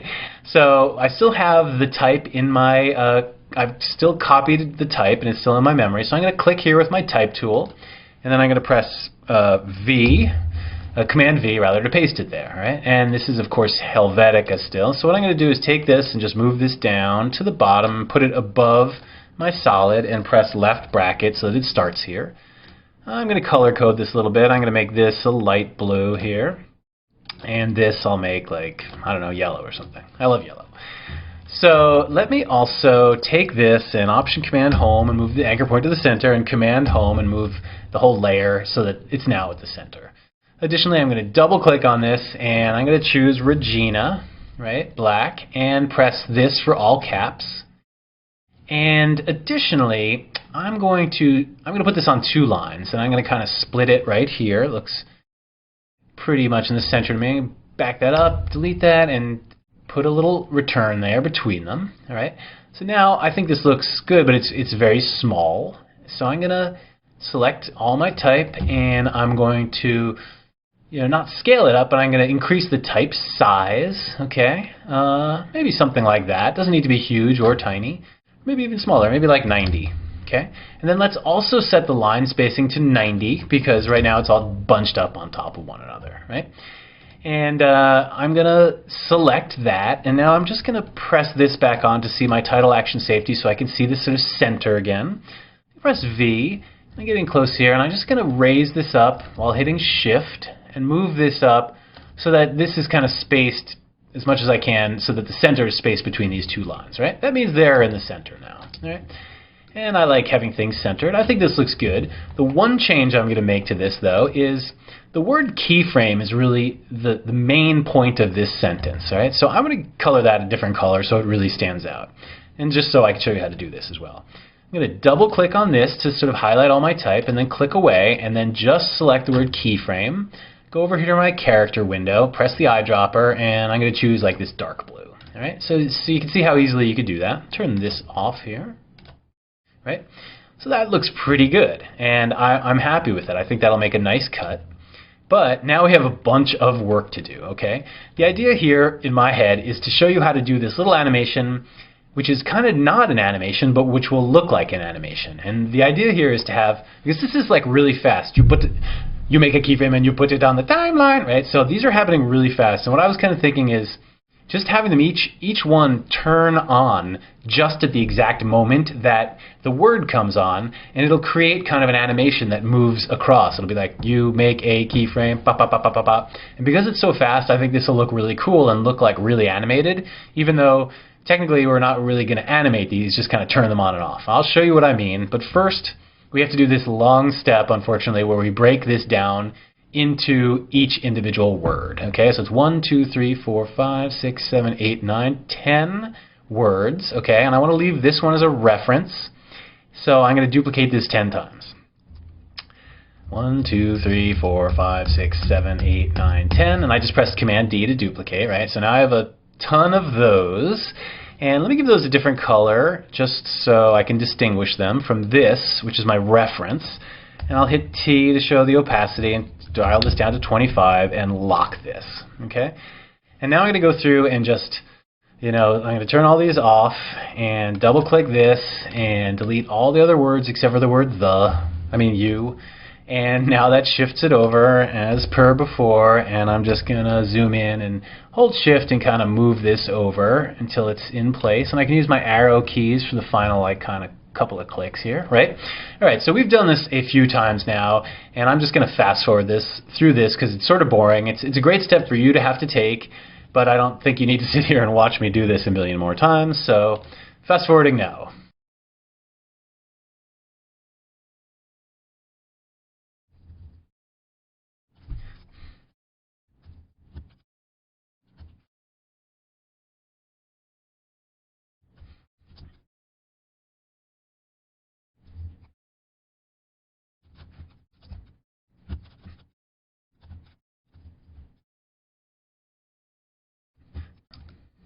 Okay, I finished that up now, and I'm going to go ahead and unlock and delete the reference layer. Okay, so here are all of my words, and they've all been broken down into separate layers, right? And I know that some of you just got bored even just watching that, and hopefully none of you decided you didn't want to become an animator, but basically doing any kind of motion graphics and animation is a game sometimes that has a lot of tedious parts before going through to make something cool, okay? And this is one of those, so this is just kind of the sort of thing you do as a motion graphics person all the time, all right? So get used to it. But now, what I will say is, having done that, we've really created almost all the animation now. This should go very quickly, okay? Because we do have the timings of all of this, so we just need to kind of shove it all into place. So if I go to where my word make starts, I can just go here and hit left bracket and move that layer to start there. Go here, move again, go down to A, left bracket. And here's even a cool trick, is that the letters J and K on the keyboard will move you around to some degree. Since I have no keyframes exposed here, when I hit J and K, actually, it'll jump between these markers. If there were keyframes in here, J and K would also jump between the keyframes. But in this case, it's just the markers on screen. So if I hit J, I jump to the next marker. So I can just hit J, then go here and option left bracket, or just left bracket that there, and then hit J, move to the next one, make sure it's the right word. Is it the word and? Yes. Now left bracket, start that there. Hit K, rather. I think I said J earlier, but J goes backwards and K goes forwards. Okay, so K, and then bracket, and then K, select the next one, and bracket, etc. So this won't take very long to do, and you can kind of watch me as I do this. Okay, the last one, boom. Okay, so now, it's not going to have the words timeline in, but check this out. You make a keyframe and you put it on that table. You make a keyframe and you put it on that table. You make a keyframe and you put it on that table. Okay, so it appears to kind of be animating, but it's just really all these layers are turning on in time, okay? So that's a kind of fun way of doing this. And again, what we need to do now is just go to the next cut point. And again, I think I want to do a cut for this. And actually it's here. So I want to cut and go to timeline and have that be like really big or something. So let me back up one frame from here, and now I can trim all those layers there by Option and bracket. Okay. And, oh, and additionally, I can back up one frame and trim my blue solid here too. So that ends right there. Okay. So then we'll go forward one frame, and now we're on where the word time should start. And I'm going to hit Command Y and choose this time a red solid. Okay, and start that here. Right, and now we can see this cut. And what I want to do now is maximize the contrast. And that's why I put this red background on, so it's kind of like a big shock from this like nice, cool, light colored background, right? And similarly, now I think I want to have really big type for this, because this type was kind of on the smaller side. So now, boom, like timeline, really big, okay? So let me choose my type tool. And I think I'll go with Regina Black in caps. And this time, I think I'm going to go with the whiter color, so I'll choose that, right? And now I'll click on here, and I'm going to write timeline. All right?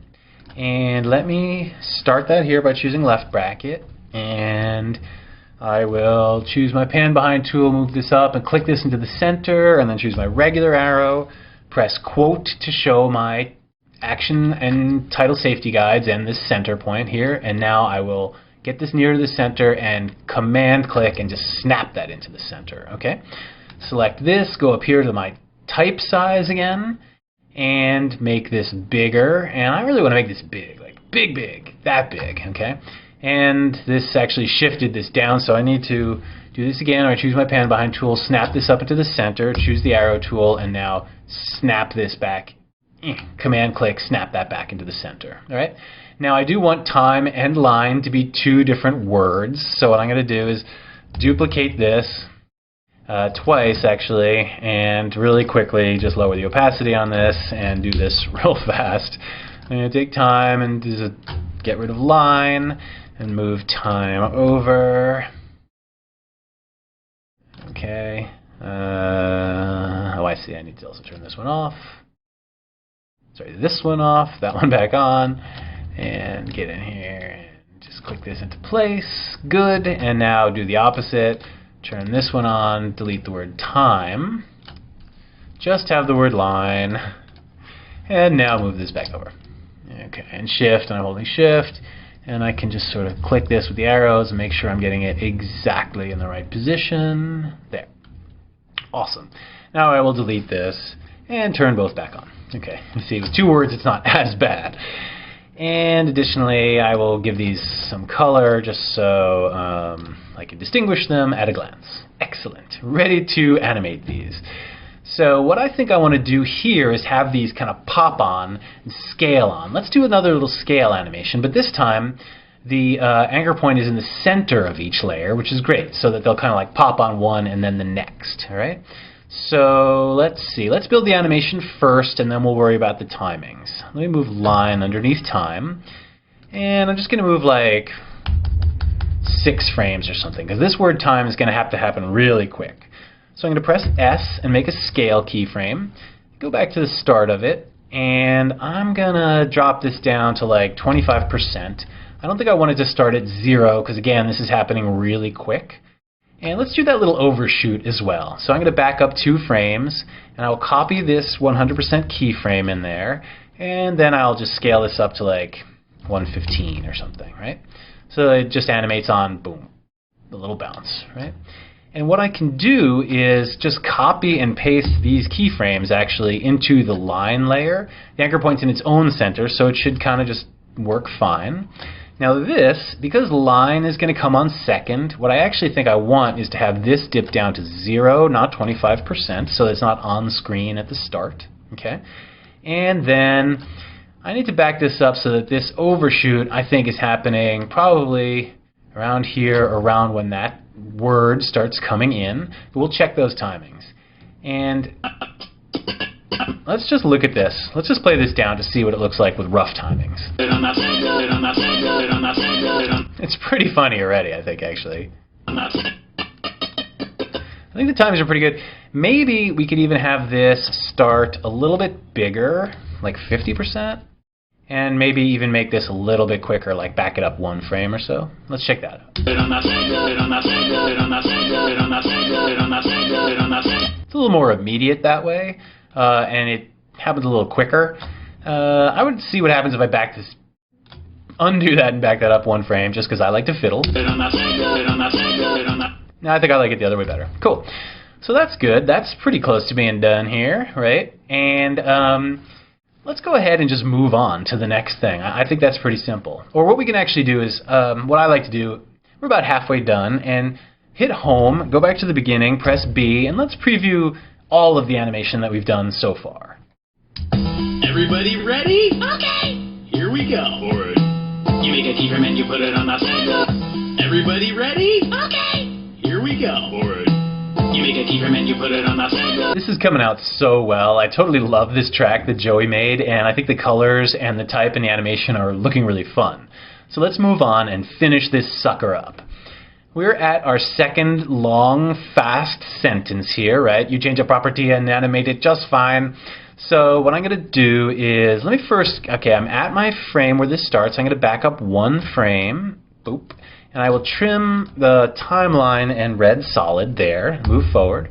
Okay, so I'm going to make a new solid, Command Y, and let me choose this dark blue color, okay? And now I'll move this back down to the bottom, and start it right there.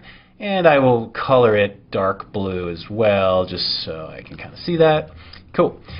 Now, we're going to, let me close these up. Let me select all and twirl all these down so I can sort of compress this down as much as possible. Okay, and now we're going to take our type layer that we copied and pasted from the lyrics sheet, and I'm going to now take this line, oops, just this. You change a property and animate it, because I'm going to do just fine like I did timeline. So I'm going to copy that, right, and turn that off and put it back down to the bottom. Shift, Command, and left bracket to go down to the bottom. And now here I'm going to select my type tool, click here, and paste that there, right? And then start that layer there by clicking left bracket. Additionally, I'm going to Option Command Home and Command Home to move it to the center. I will click this and I will make this bouffant, bold, okay? And I'm going to increase the type size up. Whoop, that's too big. I don't know, something like this, right? So the animation I have in mind for this is another little kind of non-animated animation trick that I want to show you. It's going to be kind of similar to how we did the last long line, but with one difference. In the last line, here, let's look at this. Each word comes on when it's supposed to, and then it stays on, okay? So it builds on a sentence. For this next animation, what I want to do is have each word come on just for the time where it's being said and then go off. So it's going to kind of make a more staggered left to right animation as this happens. This is going to be really fun, I think. So, unfortunately, to do that, we have to do the really unfun step of now duplicating this layer a ton of times and taking out the words and relining them back up. So I'm going to do that now. 1, 2, 3, 4, 5, 6, 7 words, so it's not as bad as before. Okay. You change a property and animate it. So let me use this as a reference and duplicate this 7 times. And I'm just going to go and fast forward because I believe you know how to do this at this point.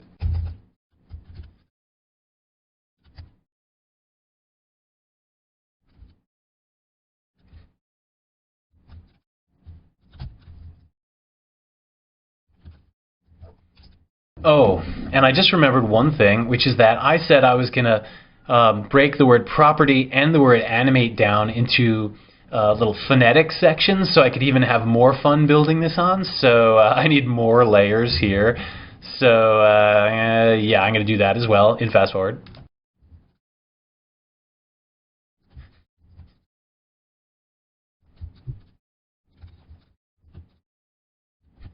Okay, did that as well. Great. So now I can turn this off and delete this reference layer as well. And now I've got all that nice. So what I should do now is quickly, just line this all up so that it animates properly. So you should start there and change should start there.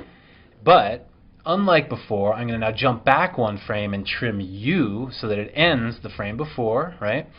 And then I'll go to where A starts, jump back a frame, trim change, go ahead one frame, just using page up and page down, trim this left bracket there so A starts there, and then go to the beginning of property and just kind of do the same thing. Go here, trim this here, move to there, page up, trim it, move down one, move this there, go there, page up, trim, down one, etc. Okay, so this is, you change a property, see how this is going to work now.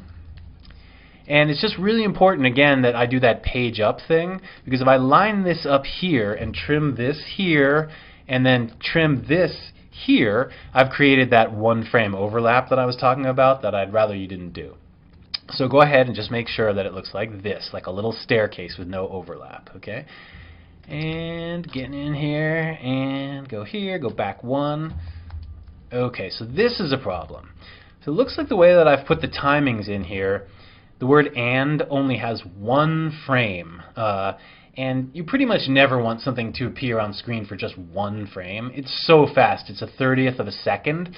So I'm going to kind of cheat this. First I'm going to listen to it and make sure I did put this marker in the right place. And let's just listen to this again.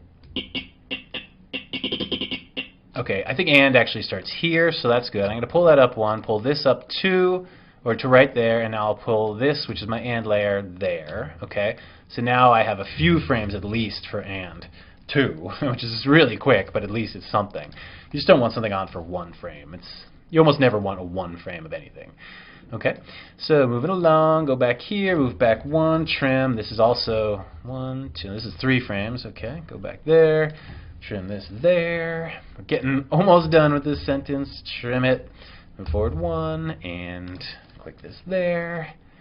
And this is a great test for using the bracket keys. Okay, animate it. Okay, last one there. And now I'm going to go to just and move back one and trim this there. Okay, and so I'm going to hit O and N and then select that and I and B, and let's just watch this part down. Okay.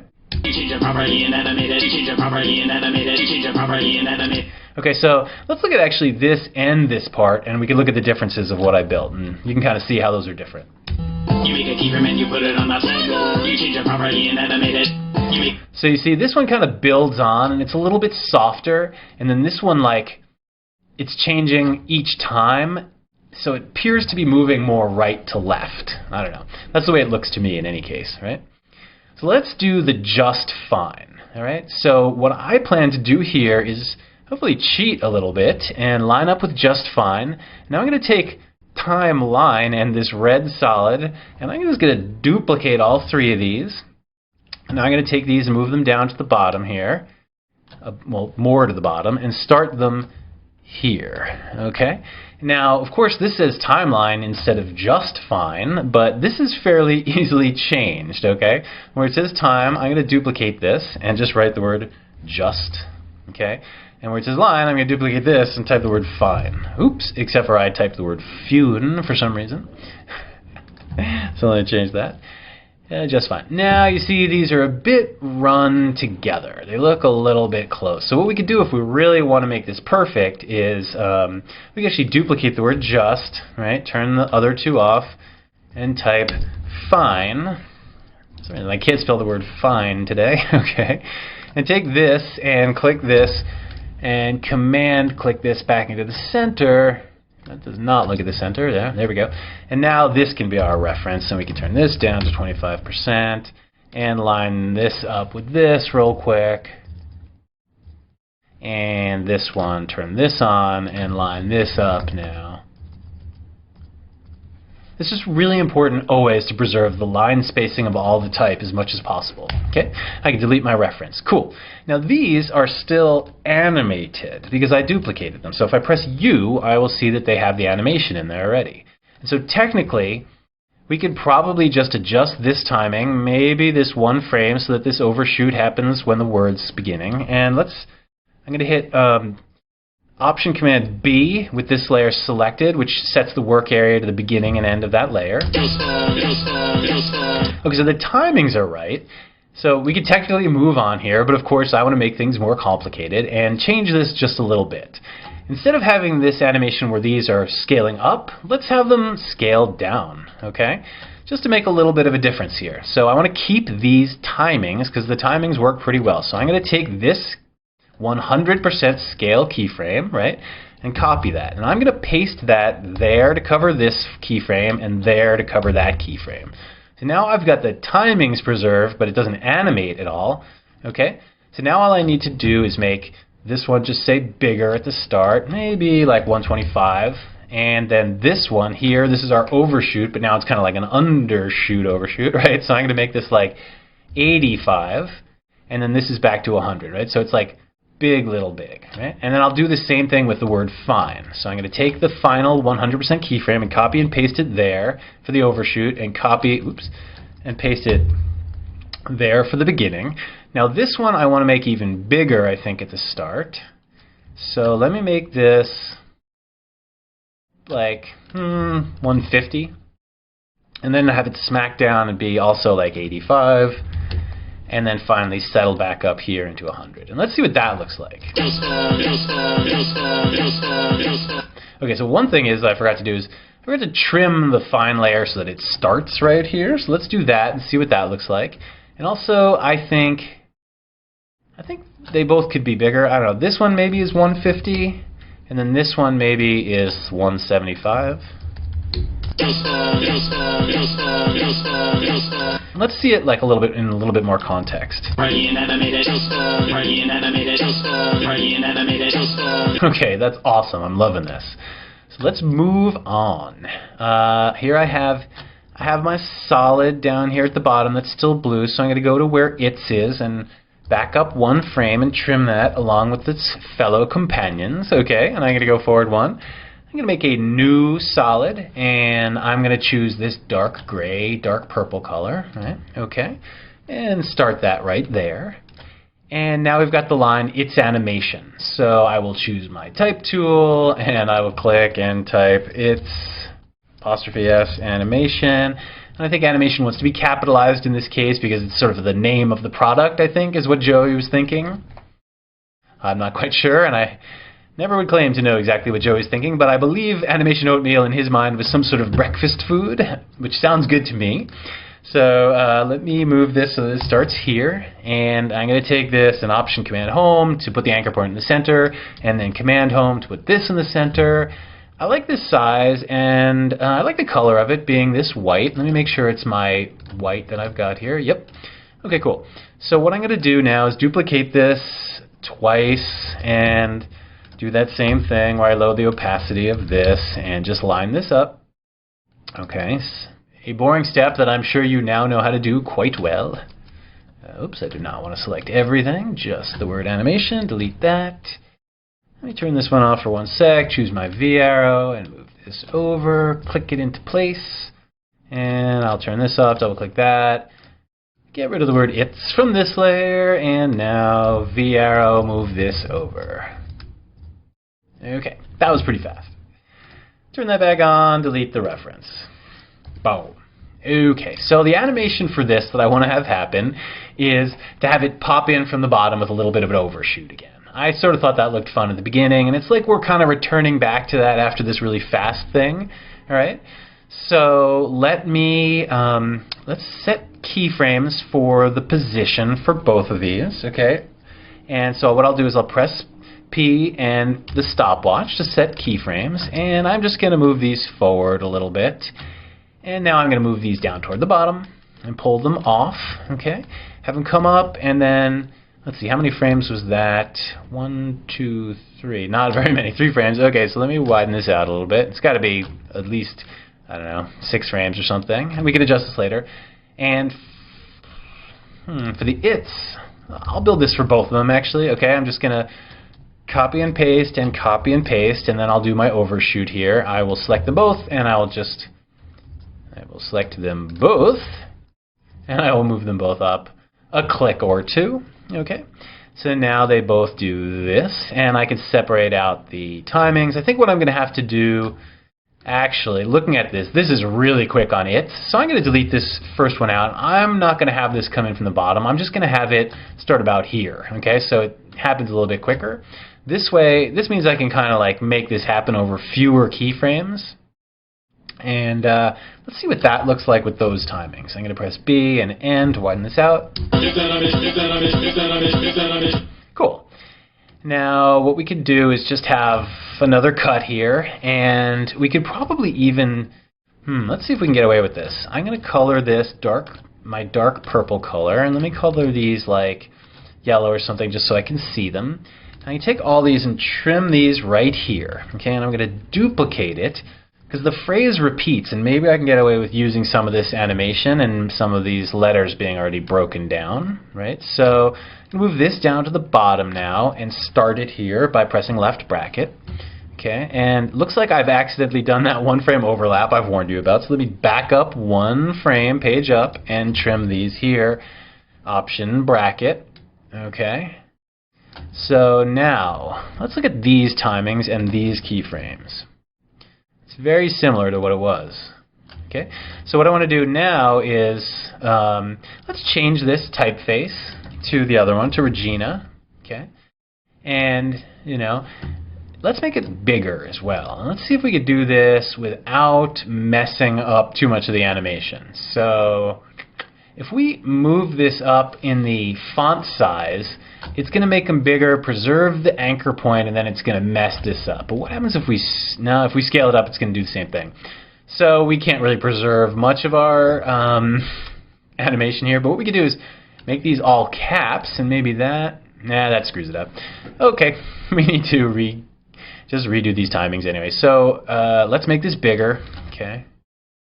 And making it bigger won't affect the animation at all, but it will affect the spacing. So now what we'll have to do is, let's see, if I duplicate this and solo just this one, I can type its animation, okay, and now take this and, okay, it's got position on it, so we need to go to one of the position keyframes, select all of them as we did before, right? And now we need to drag this so this now anchor point goes back into the center, right? And I'm going to hold shift, and I can't click this in here. I'm just going to line it up as best as possible. Remember, to move the position path, I need to select all of the keyframes and go to where the keyframe, one of the keyframes is to move it. Okay, so now I've got this about right, and now I just need to use this as my reference, change the opacity on this down to like 25, and do this one more time. Thought we could avoid it for this layer. So let's see. Its animation. Okay, and again, because this has animation on it, I do need to select all the keyframes and go to the last keyframe, and now I can move the whole position path with it. Otherwise, you'd just be moving one position keyframe, which is different. Okay, so I'm now going to do the same thing with animation, selecting all of the keyframes and going to the final keyframe so I can move it all, and just click that back into position, maybe one arrow key. Great. Okay, so now here's my reference on top, so I will delete that. Okay, and now let's move the work area. Actually, let's look at both of these its animations. It's animation, it's animation, it's animation, it's animation, it's animation, it's animation. Cool. I like that, except for I forgot that what I want to do is give this like a different background color. So I'm not sure if I've gone over this. To edit a solid, rather than making a new solid, if you select a solid that's already been made and you Shift Command Y, that edits a solid that's already been made. Remember, Command Y is a new solid, Shift Command Y edits the one that's already been made. Okay, so let's go ahead and like choose my dark blue color, right? Great. And now it looks like this. It's animation, it's animation, it's animation, it's animation. Awesome. Let's look at our last phrase now, and then we will be done.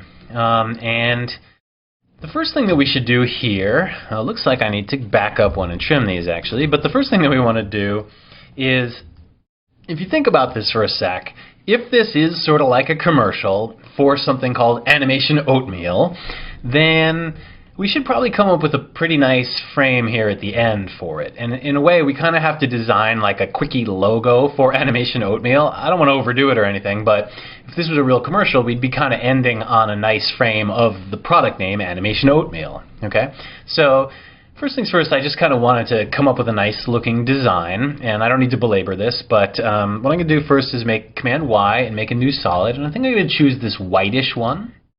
Okay, and start that here, and move this down toward the bottom. You'll see that in general, we're really working kind of top to bottom, except for in a few places where something that came up needed to be on top of something else. But this is generally how you work, sort of top to bottom or bottom to top, usually one way or the other. Okay, so our final It's animation starts here, and we're going to make a little like kind of a cool little logo for this. So first thing I'm going to do is I'm going to choose my type tool, and I think I want Regina Black, and I don't want it all caps in this case.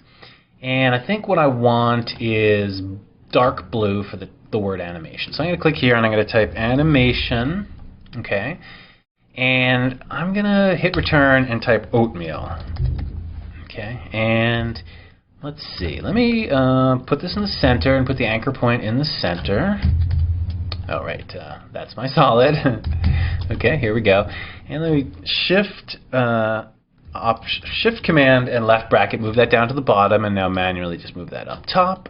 And what I can do is just color the solid something and start, let's see, I'll start this here by left bracketing my Animation Oatmeal. And okay, so first things first, let me get a good size for this. Oops, let me select all and get a good size for this. And since this is kind of the end, the name of the product, I want it, you know, not huge, but a good size. So let's say 170 and make this 170. And actually that looks a little far. I'm going to cheat that up a little bit. And I thought it'd be cool if I made the oatmeal red here. Okay, so yeah, that looks to me like a little bit of a product name or something. So I'm going to take this and again move this up so it's kind of centered in the middle, right? Cool. Looks a little like American Airlines to me in a kind of a funny way, but it's American Oatmeal, so that seems appropriate. So great, that's our logo. Okay, when you do keyframe killer, you might similarly, I think that ends on the phrase keyframe killer. Keyframe killer. So you might want to come up with like a special little design for that too. Alrighty, and now let's do that boring thing where we separate this out, okay? And this is the last time we're going to have to do this for this. You're going to have to do it for your homework, though, I assume. So I'm going to make 2 more copies of it and take this one and lower the opacity to 25% and turn the middle one off. Double-click this. Get rid of the word oatmeal. Oh, look, animation stayed in the same place. That's awesome. Turn that back on. Oh, this is going to work out, actually. Oatmeal stays in the same place too, so that was easy. I can now delete my reference. We didn't really even need that. Turn animation back on. Okay, perfect. So I got these guys here. Now, the real question is, now that it's designed, how are we going to actually transition into this? Because I don't want to just do like a simple cut for this, because it is sort of the last part, and we do have a little bit more time here. And also we've just done a bunch of cuts. So again, this is creating a different rhythm, and this rhythm wants it to feel like it's coming to an end a little bit. So a transition might help us with that. Okay, so I'm going to back up here. And we need to start the transition back here. And I was kind of thinking it might be really fun to do a little animation where everything's kind of collapsing in toward the center. You know, before we did that kind of separating from the center on the horizontal. So let's kind of do the opposite here, where things kind of collapse down toward the center. All right. So what I'm going to do is I'm going to select my blue solid, and let me find the end here and go 10 frames and just sort of pick that randomly as a timing. Now, if I scale this down and I unchain the scale and I just scale it on the up-down, the vertical, right? I can have this kind of like pull right down toward the center. Boom. And looks like it's flattening down to a straight line, right? So I'm going to make an animation like that. 100% scale keyframe, move forward the 10, back up the 1, I guess, and then set this on the y-axis down to 0, right? So it's got that going on, right? And additionally, I can, why don't I duplicate this solid, okay? And take the one at the bottom and now Shift Command Y and change this, remember that edits the solid, change this now to the lighter blue, okay? So now this one's underneath that one, and right now we're not seeing that animation because if I press U, the animation's happening at the same time, right? But if I delayed one or the other of these animations, you would start to see, for example, the light blue come down, right? So we can kind of create an animation where multiple things are kind of coming down. And if you remember before, we did that little trick on the wipe where we changed the timing. So what of one of these keyframes so that they start separately, but they eventually converge into one. So if I take this for the light blue and click this back, now I create an animation where it starts out a little bit thicker and gets thinner as it goes down, the blue line, right? So it's sort of like moving a little bit faster.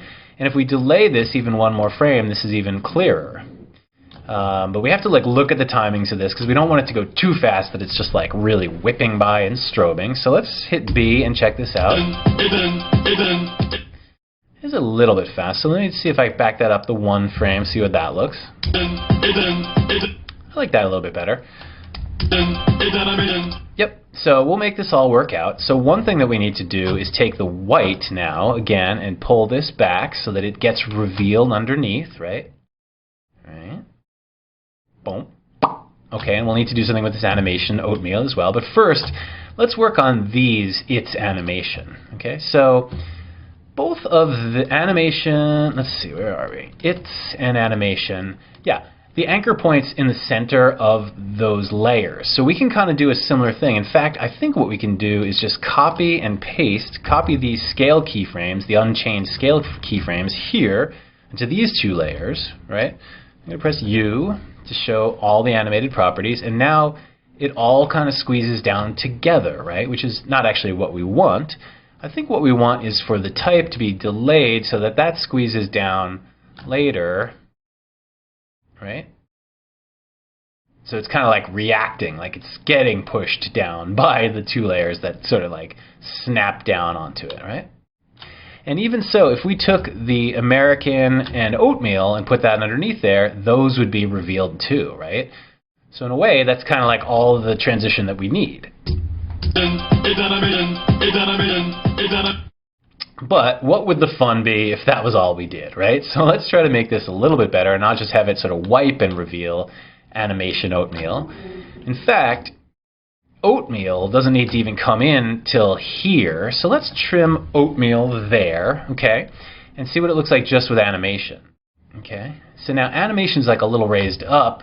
So maybe what we want to have happen is, let's go to the first frame of animation and make a position keyframe for this. So I'm going to press P and then click the stopwatch.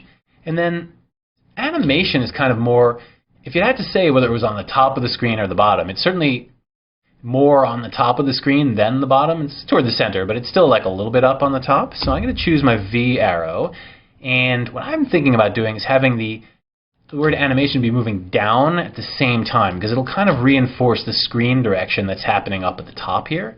So what I'm going to do is take animation and just kind of move it up, I don't know, to about here so that I can start it on this frame and it'll be like slowly just moving down and in, okay? And additionally, I probably want to do a little bit of a bounce overshoot on that as well. So I will take that final keyframe and copy and paste it, and now just move this down a little bit, straight down from there. So let's check this out. It looks a little slow to me. I want this to have a little more snap, so let me move that up. Yeah, I think that's the wrong direction. Let me pull that up this way then. Split the diff. Split the diff. Okay. Okay, great. So now all we have to do is animate the word oatmeal. And just to make this slightly more challenging and cool and interesting, what I'm going to actually do is I'm going to divide the word oatmeal into the word oat and the word meal and have one come in from the right and one come in from the left. I think that would be a little bit sillier and funnier way to end it. So I need to actually, I lied, and I do need to do this one more time. So I'm going to duplicate this again and turn this down to 25% and turn the middle one off and double click that, and I'm just going to get rid of the word meal there and shove the word oat back over. It's unanimated yet, so this is the best time to do this. Okay, turn that one off. Turn this one on. Double click this. Delete oat. Okay, and now just take meal, zoom in a little bit, and shift and slide it over, and then click it in with my arrows. Okay, perfect. Didn't take too long, and I will delete the reference. Turn the oat back on. Cool. So let's have the word oat fly in over like 6 frames, 1, 2, 3, 4, 5, 6, and maybe even do a 2-frame overshoot. So let me start oat here. Okay, and let me go to the marker point for it and press P, make a position keyframe by clicking on the stopwatch, and go to the beginning and move this off here, right? And now do that thing where I go 2 frames. Actually, that's going to be really quick. Go 2 frames this way, and I'm going to copy and paste that, go back to here, and make this into my overshoot keyframe by just pulling this a little farther that way. Okay. And then I'll do the opposite, but same thing for meal. I will make a position keyframe here, press P, press the stopwatch, jump back. Let's see, I think this was 8 plus 2. No, I just did 8 in total, so, okay, 10, 1, 2. Okay, so that's 8 frames. So let me take this and move this off screen, holding down on Shift to move it horizontally. Okay, and now I'll put an overshoot on 2 frames. And so what I'll do is I'll copy and paste this. We're so close to being done. And now go back to the overshoot frame and pull this a little bit that way. All right, and let's see what that looks like. I think that's going to be fun. Let me put the end of my work area here and play this down.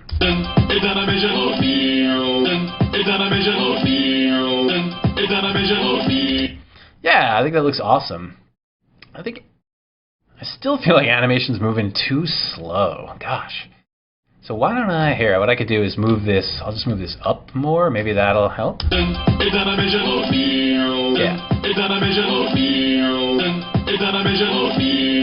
I think that's really fun. And I might cheat these each up a couple of frames, just so we can get the logo on a little bit sooner. Okay, cool. So I think we're pretty much done. Of course, I could fiddle with this for many, many more hours, but I'm not going to subject you to that. So let me select all my layers, and twirl this down and kind of collapse everything. And let me go to the beginning and set my work area beginning there. And let me... Actually, if you listen to this song, and if we look at the waveform monitor real quick, you'll see that it kind of fades out and ends here, and then there's like a couple of extra seconds here. You probably don't need those, so let's kind of like audio scrub through this and figure out exactly where we can stop this.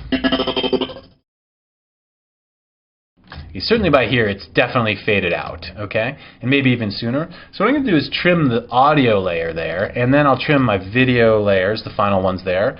I'll press N to end the work area there. And then here's a really nice trick. If you want, you can right-click in the work area, and then you can trim comp to work area. So when I let go of that, it kind of like makes this now exactly that length. And now I don't have any extra time at the end of my comp, which is kind of nice. I'm going to select all, and again, twirl this down. And let's go ahead and preview the whole animation before we declare it finally over. Everybody ready? Okay. Here we go. Alright. You make a keyframe and you put it on the table. You change a property and animate it. It's animation. It's animation. It's animation. Right? I totally love that. I think that's so great. So thank you very much for following along with this, and you should now move on to the homework video, which will take you a little bit through Keyframe Killer. Peace. If you had a microscope and could look at a piece of a leaf, you would see thousands of tiny openings which branch out until the leaf has all of the materials it needs. What happens now?